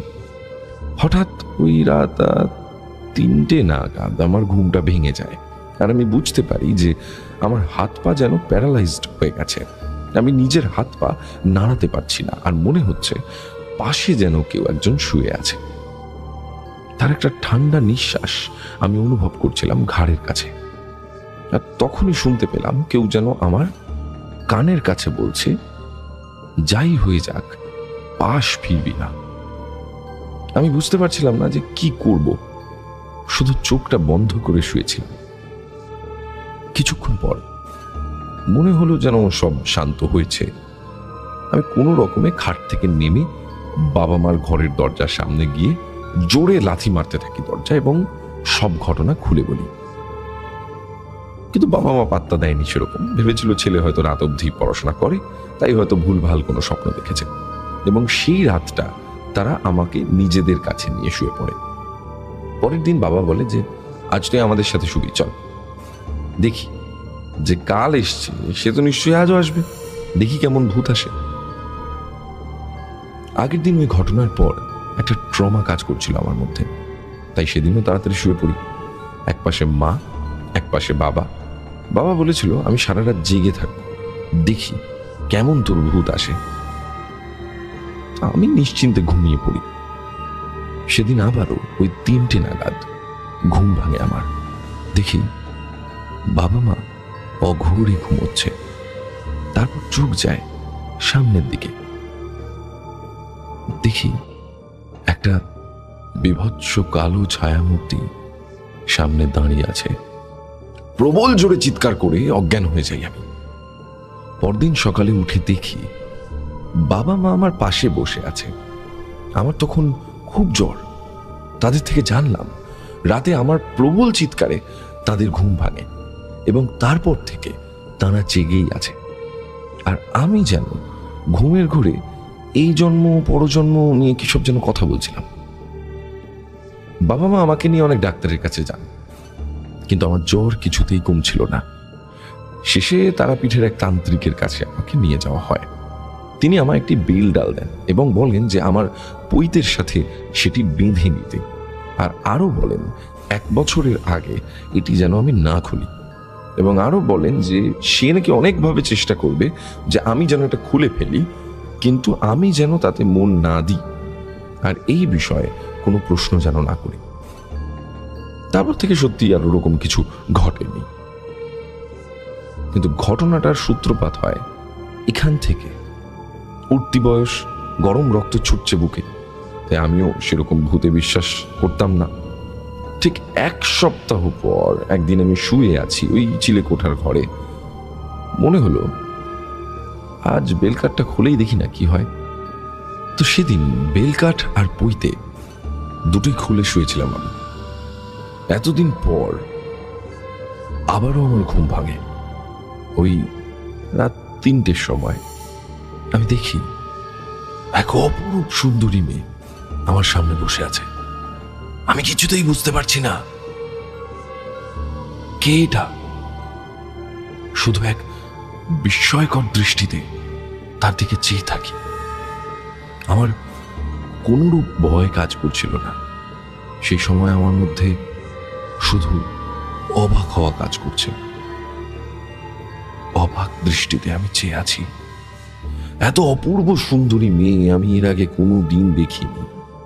এক অদ্ভুত নেশা যেন আমাকে গ্রাস করছে। এরপর থেকে তাকে দেখার ইচ্ছে যেন আমার আরো বাড়তে থাকে। প্রতি রাতে আমি ওই বেলকাঠ আর পৈতে খুলে দিতাম আর সকালে পড়ে নিতাম।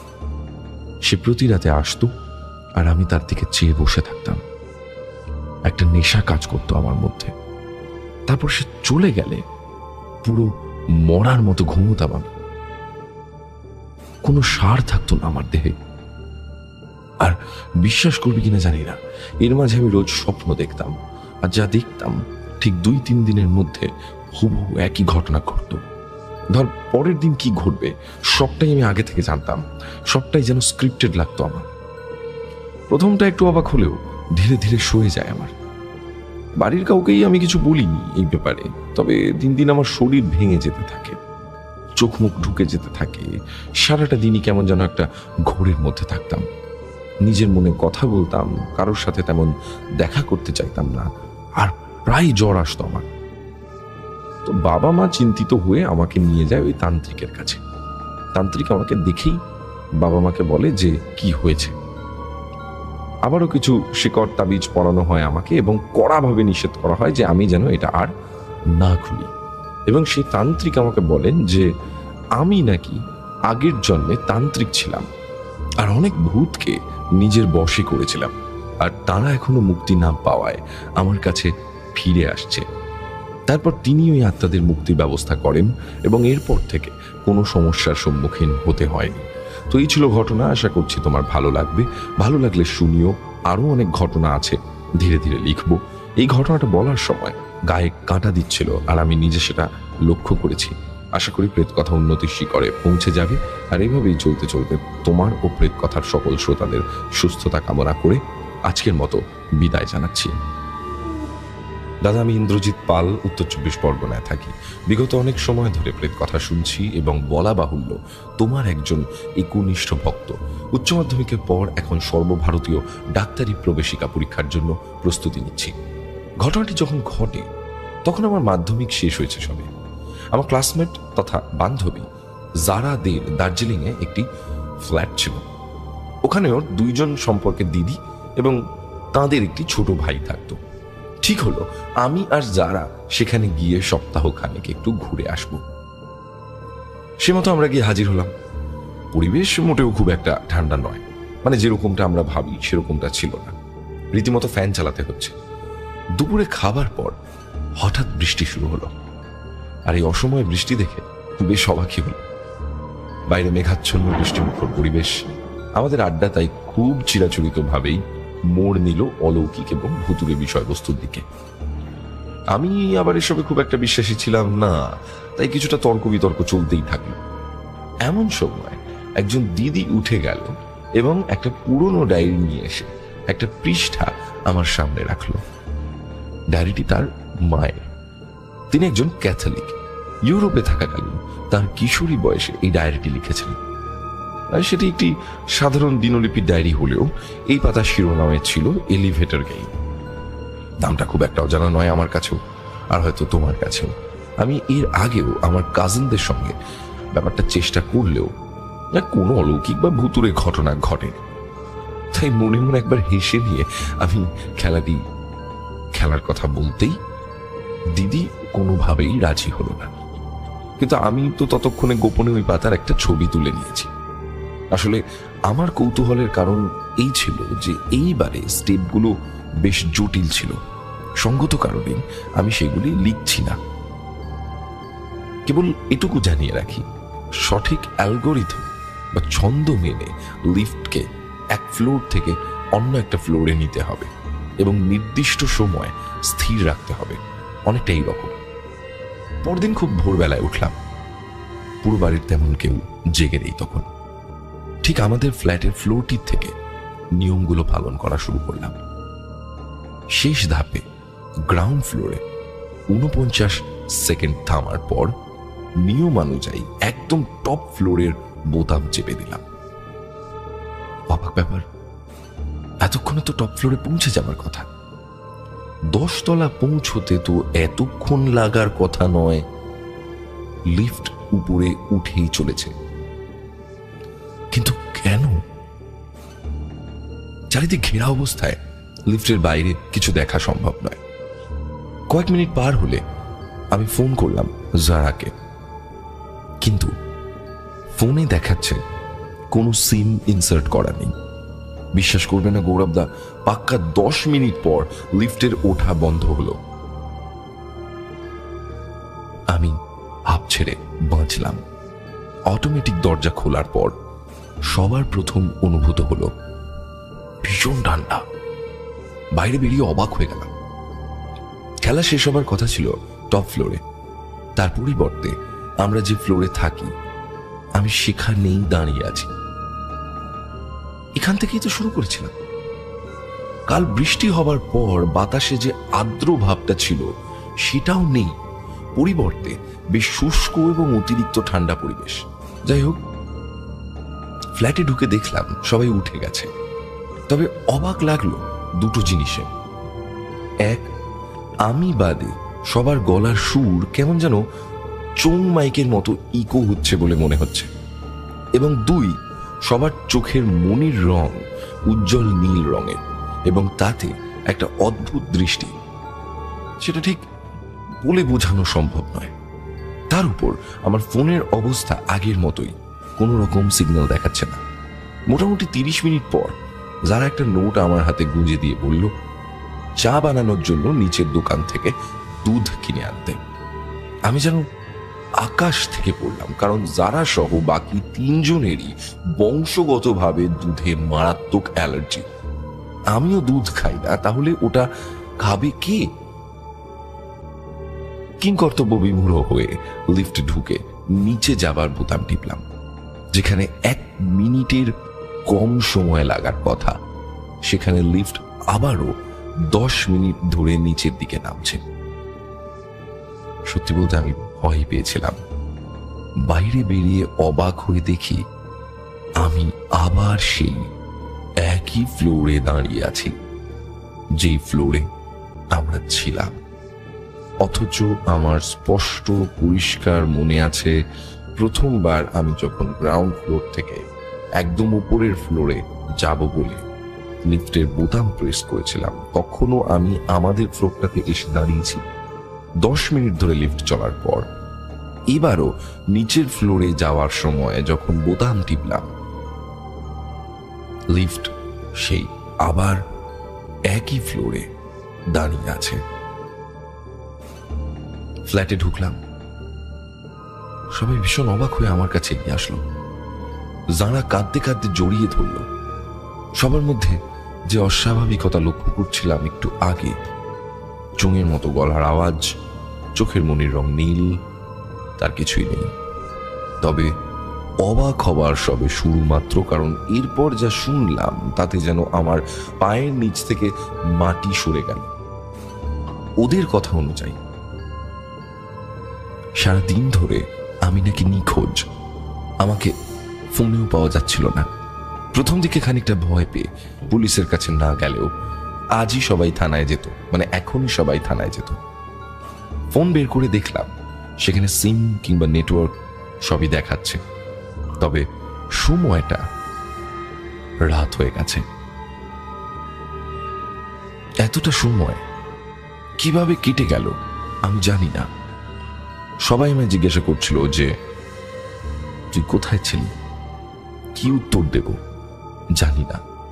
আমার কাছে সময়টা 10 মিনিট লিফটে উপরে যাওয়া, তারপর ঘরে এসে দুধের জন্য টাকা নেওয়া, এবং তারপর 10 মিনিট আবার লিফটে গ্রাউন্ড ফ্লোরে যাওয়া। এই প্রত্যেকটা সময় ঘুরে ফিরিয়ে আমাকে আমাদের ফ্লোরটার কাছে নিয়ে এসেছে, যে ফ্লোরে এই মুহূর্তে আমি দাঁড়িয়ে আছি। হাতে তখনও ধরা আছে দুধের জন্য জারাত দেওয়া টাকাটি। দেখতেই বুঝলাম সেটা এদেশের নোট নয়, আমার কাছে অপরিচিত। খুব সাবধানে নিজের ব্যাগের মধ্যে রাখলেও আশ্চর্য ব্যাপার, আজ পর্যন্ত সেটা খুঁজে পাইনি। তবে একটা ব্যাপার, আজও মাঝে মাঝে আয়নার সামনে দাঁড়িয়ে নিজের চোখের মনি দুটোকে অস্বাভাবিক নীল রঙের মনে হয়। কয়েক সেকেন্ড পর আবার সব স্বাভাবিক। জানি না, হয়তো এটা আমার হ্যালুসিনেশন। আমার বিজ্ঞান মনস্ক মনে উপরোক্ত ঘটনার কোনো ব্যাখ্যা আমি তৈরি করতে পারিনি। তোমার কাছে কোনো ব্যাখ্যা থাকলে অবশ্যই জানিও। ঘটনা পাঠিয়েছেন জমিরুল ইসলাম, যেভাবে লিখে পাঠিয়েছেন ঠিক সেভাবেই পড়ে শোনাচ্ছি। এই মুহূর্তে যে যেই অবস্থায় প্রেত কথার সাথে যুক্ত আছো তাদের সবাইকে আমার সালাম এবং ভালোবাসা রইল। আমি মোহাম্মদ জমিরুল ইসলাম বলছি বাংলাদেশের কুষ্টিয়া জেলার মিরপুর থানাধীন কোনো একটি গ্রাম থেকে। গৌরবদা, তোমার গাওয়া অধিকার দিলাম তোমায় গানটি দারুণ লেগেছে আমার কাছে, খুব ভালো গেয়েছো তুমি, জাস্ট অসম। আমি কোনো এক স্টেশনে ভূতের ঘটনা পাঠাই শুনে আমাদের এলাকায় নিযুক্ত বাংলাদেশের আইন শৃঙ্খলা বাহিনীর এক পরিচিত বড় ভাই দেখা করেন এবং তার সঙ্গে ঘটে যাওয়া এক বিভীষিকাময় ভয়ালো কালরাত্রির অভিজ্ঞতা তিনি শেয়ার করেন। এবং আমি যেন তার নাম এবং পরিচয় গোপন রেখে তার ছদ্মনাম ব্যবহার করে সাজিয়ে গুছিয়ে লেখার চেষ্টা করি, এই অনুরোধ তিনি করেছেন। প্রচারযোগ্য মনে হলে তোমার জাদুকরি বলার ভঙ্গিতে শ্রোতাদের কাছে পড়ে শুনুন। আমার নাম রফিক, বাংলাদেশ পুলিশ বাহিনীর কনস্টেবল পদে আছি। আমাদের ডিউটি এরিয়ায় একটি মাঠের রাস্তায় প্রতি রাতে ডাকাতি ছিনতাই হচ্ছিল, তাই পাহারার জন্য একটি ঘর নির্মাণ করা হয়। শ্রোতাদের বোঝার সুবিধার্থে জায়গাটা ছোট করে বর্ণনা দেওয়া জরুরি। ঘরটি নির্মাণ করা হয়েছিল যাকে পুলিশ ছাউনি বলা হয়, তেমন একটি ঘর। ত্রিমুখী খালের ধারে, অর্থাৎ 3 দিক থেকে খাল এসে সেখানে মেশে, সেখানেই ওই ঘরটি। ঘরের ডান দিকে বিশাল বট গাছ, গাছটির ডাল থেকে হাজার হাজার রোয়া নেমে গাছটিকে আরো ভয়ানক করে তুলেছে। বাম পাশে খালের উপর ছোট্ট একটি ব্রিজ এবং পিছনে 3 খালের মিলন স্থান। সব মিলিয়ে জায়গাটিতে গা শিউরে ওঠা একটা পরিবেশ। এর আগে পরে অনেকেই অনেকবার ভয়ানক কিছু দেখে ভয় পায় সেখানে। এবার মূল ঘটনায় আসি। সেদিন পাহারার জন্য আমার আর মনির পালা পড়ে যথারীতি রাত 11টা নাগাদ। তো আমরা ওই স্থানে হাজির হই এবং আশপাশে টর্চ লাইট মেরে দেখি যে কোথাও কিছু আছে কিনা। দেখি খালের পানির ধারে বসে কেউ বড়শি দিয়ে মাছ ধরছে এবং পানিতে বড়শি ফেলতে না ফেলতেই মাছ ধরা পড়ছে। প্রতি টোপে টোপে একটা করে মাছ ধরা পড়ছে। তো ওনার মাছ ধরা দেখতে মণি ভাইয়ের কৌতূহল হয় এবং মণি ভাই কৌতূহল বশত এগিয়ে যান সেই ব্যক্তির দিকে। আমি ঘরের মধ্যে এসে বসি এবং তৎক্ষণাৎ আমার মনে হয় যে খালের মধ্যে তো 1 ফোঁটা পানি থাকার কথা না, এখন এত পানি এলো কোথা থেকে? এমন সময় মণি ভাই হঠাৎ করে প্রচন্ড জোরে একটা চিৎকার দেয়। আমি দৌড়ে বের হয়ে টর্চ মেরে দেখি মণি ভাই জড়সড় হয়ে বসে ভয়ে থরথর করে কাঁপছে। তার চেহারা দেখে বোঝা যাচ্ছে সে ভয়ানক কিছু দেখেছে, কিন্তু মাছ ধরা সেই ব্যক্তি কোথাও নেই। আমি মণি ভাইকে ধরে তুলে ঘরের ভিতর নিয়ে এসে জিজ্ঞাসা করি যে কি হয়েছে। মণি ভাই বলেন যে আমি মাছ ধরা দেখতে দেখতে ওনাকে পিছন থেকে বারবার ডাক দিই, উনি কোনো সাড়া দেন না।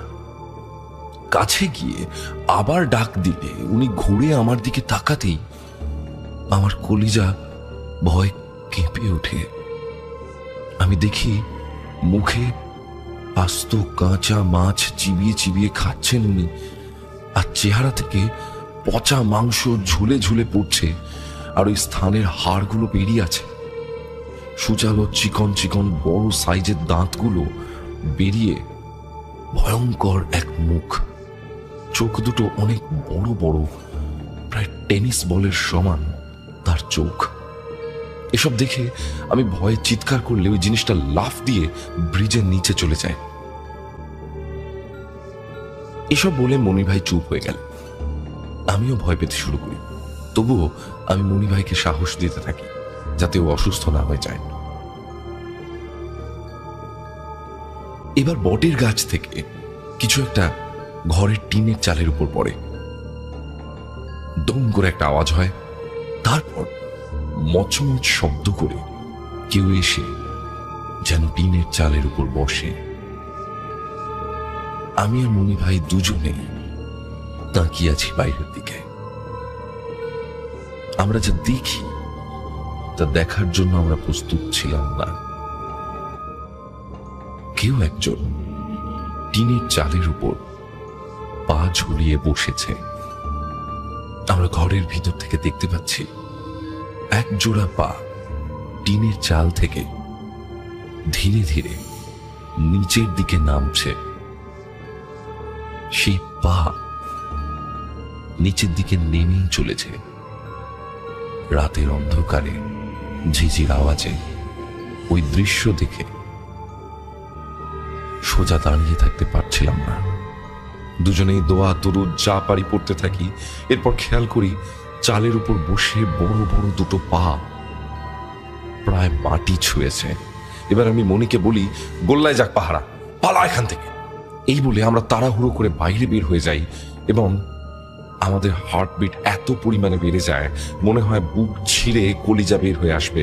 দেখি আমাদের সামনের ব্রিজের 2 রেলিং এর উপর 2 পা দিয়ে দাঁড়িয়ে আছে বিশাল বড় এক নারী মূর্তি, যার উচ্চতা প্রায় 2 তলা বিল্ডিং এর সমান। লম্বা, পরনে সাদা শাড়ি, মাথার চুলগুলো বাতাসে উঠছে।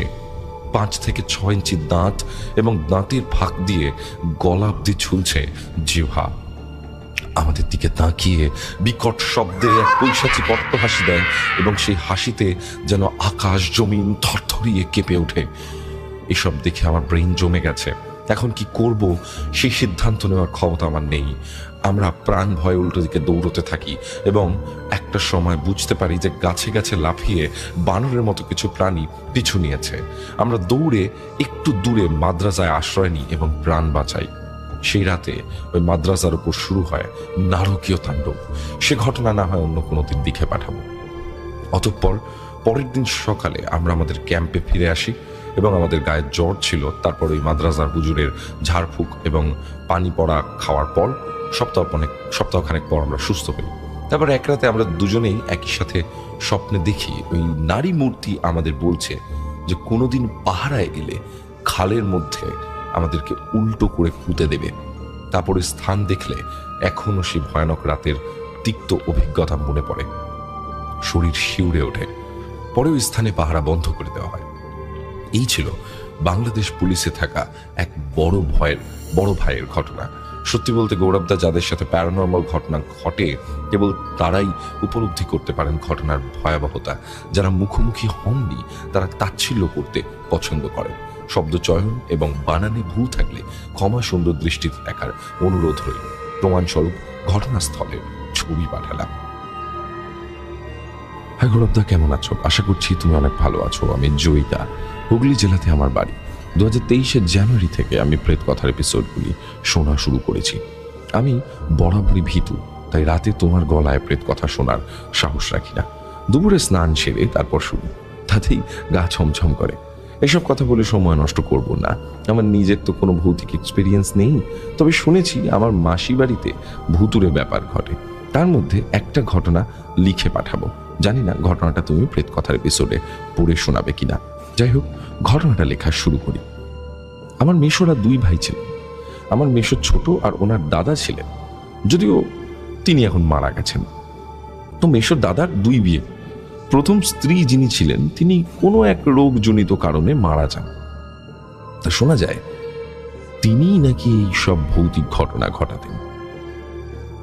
আমার মাসির 2 মেয়ে, 2 দিদির মধ্যে বড় দিদির 2 মেয়ে, যার মধ্যে ছোট মেয়ের নাম বৃষ্টি আর ছোট দিদির 1 মেয়ে যার নাম রিম।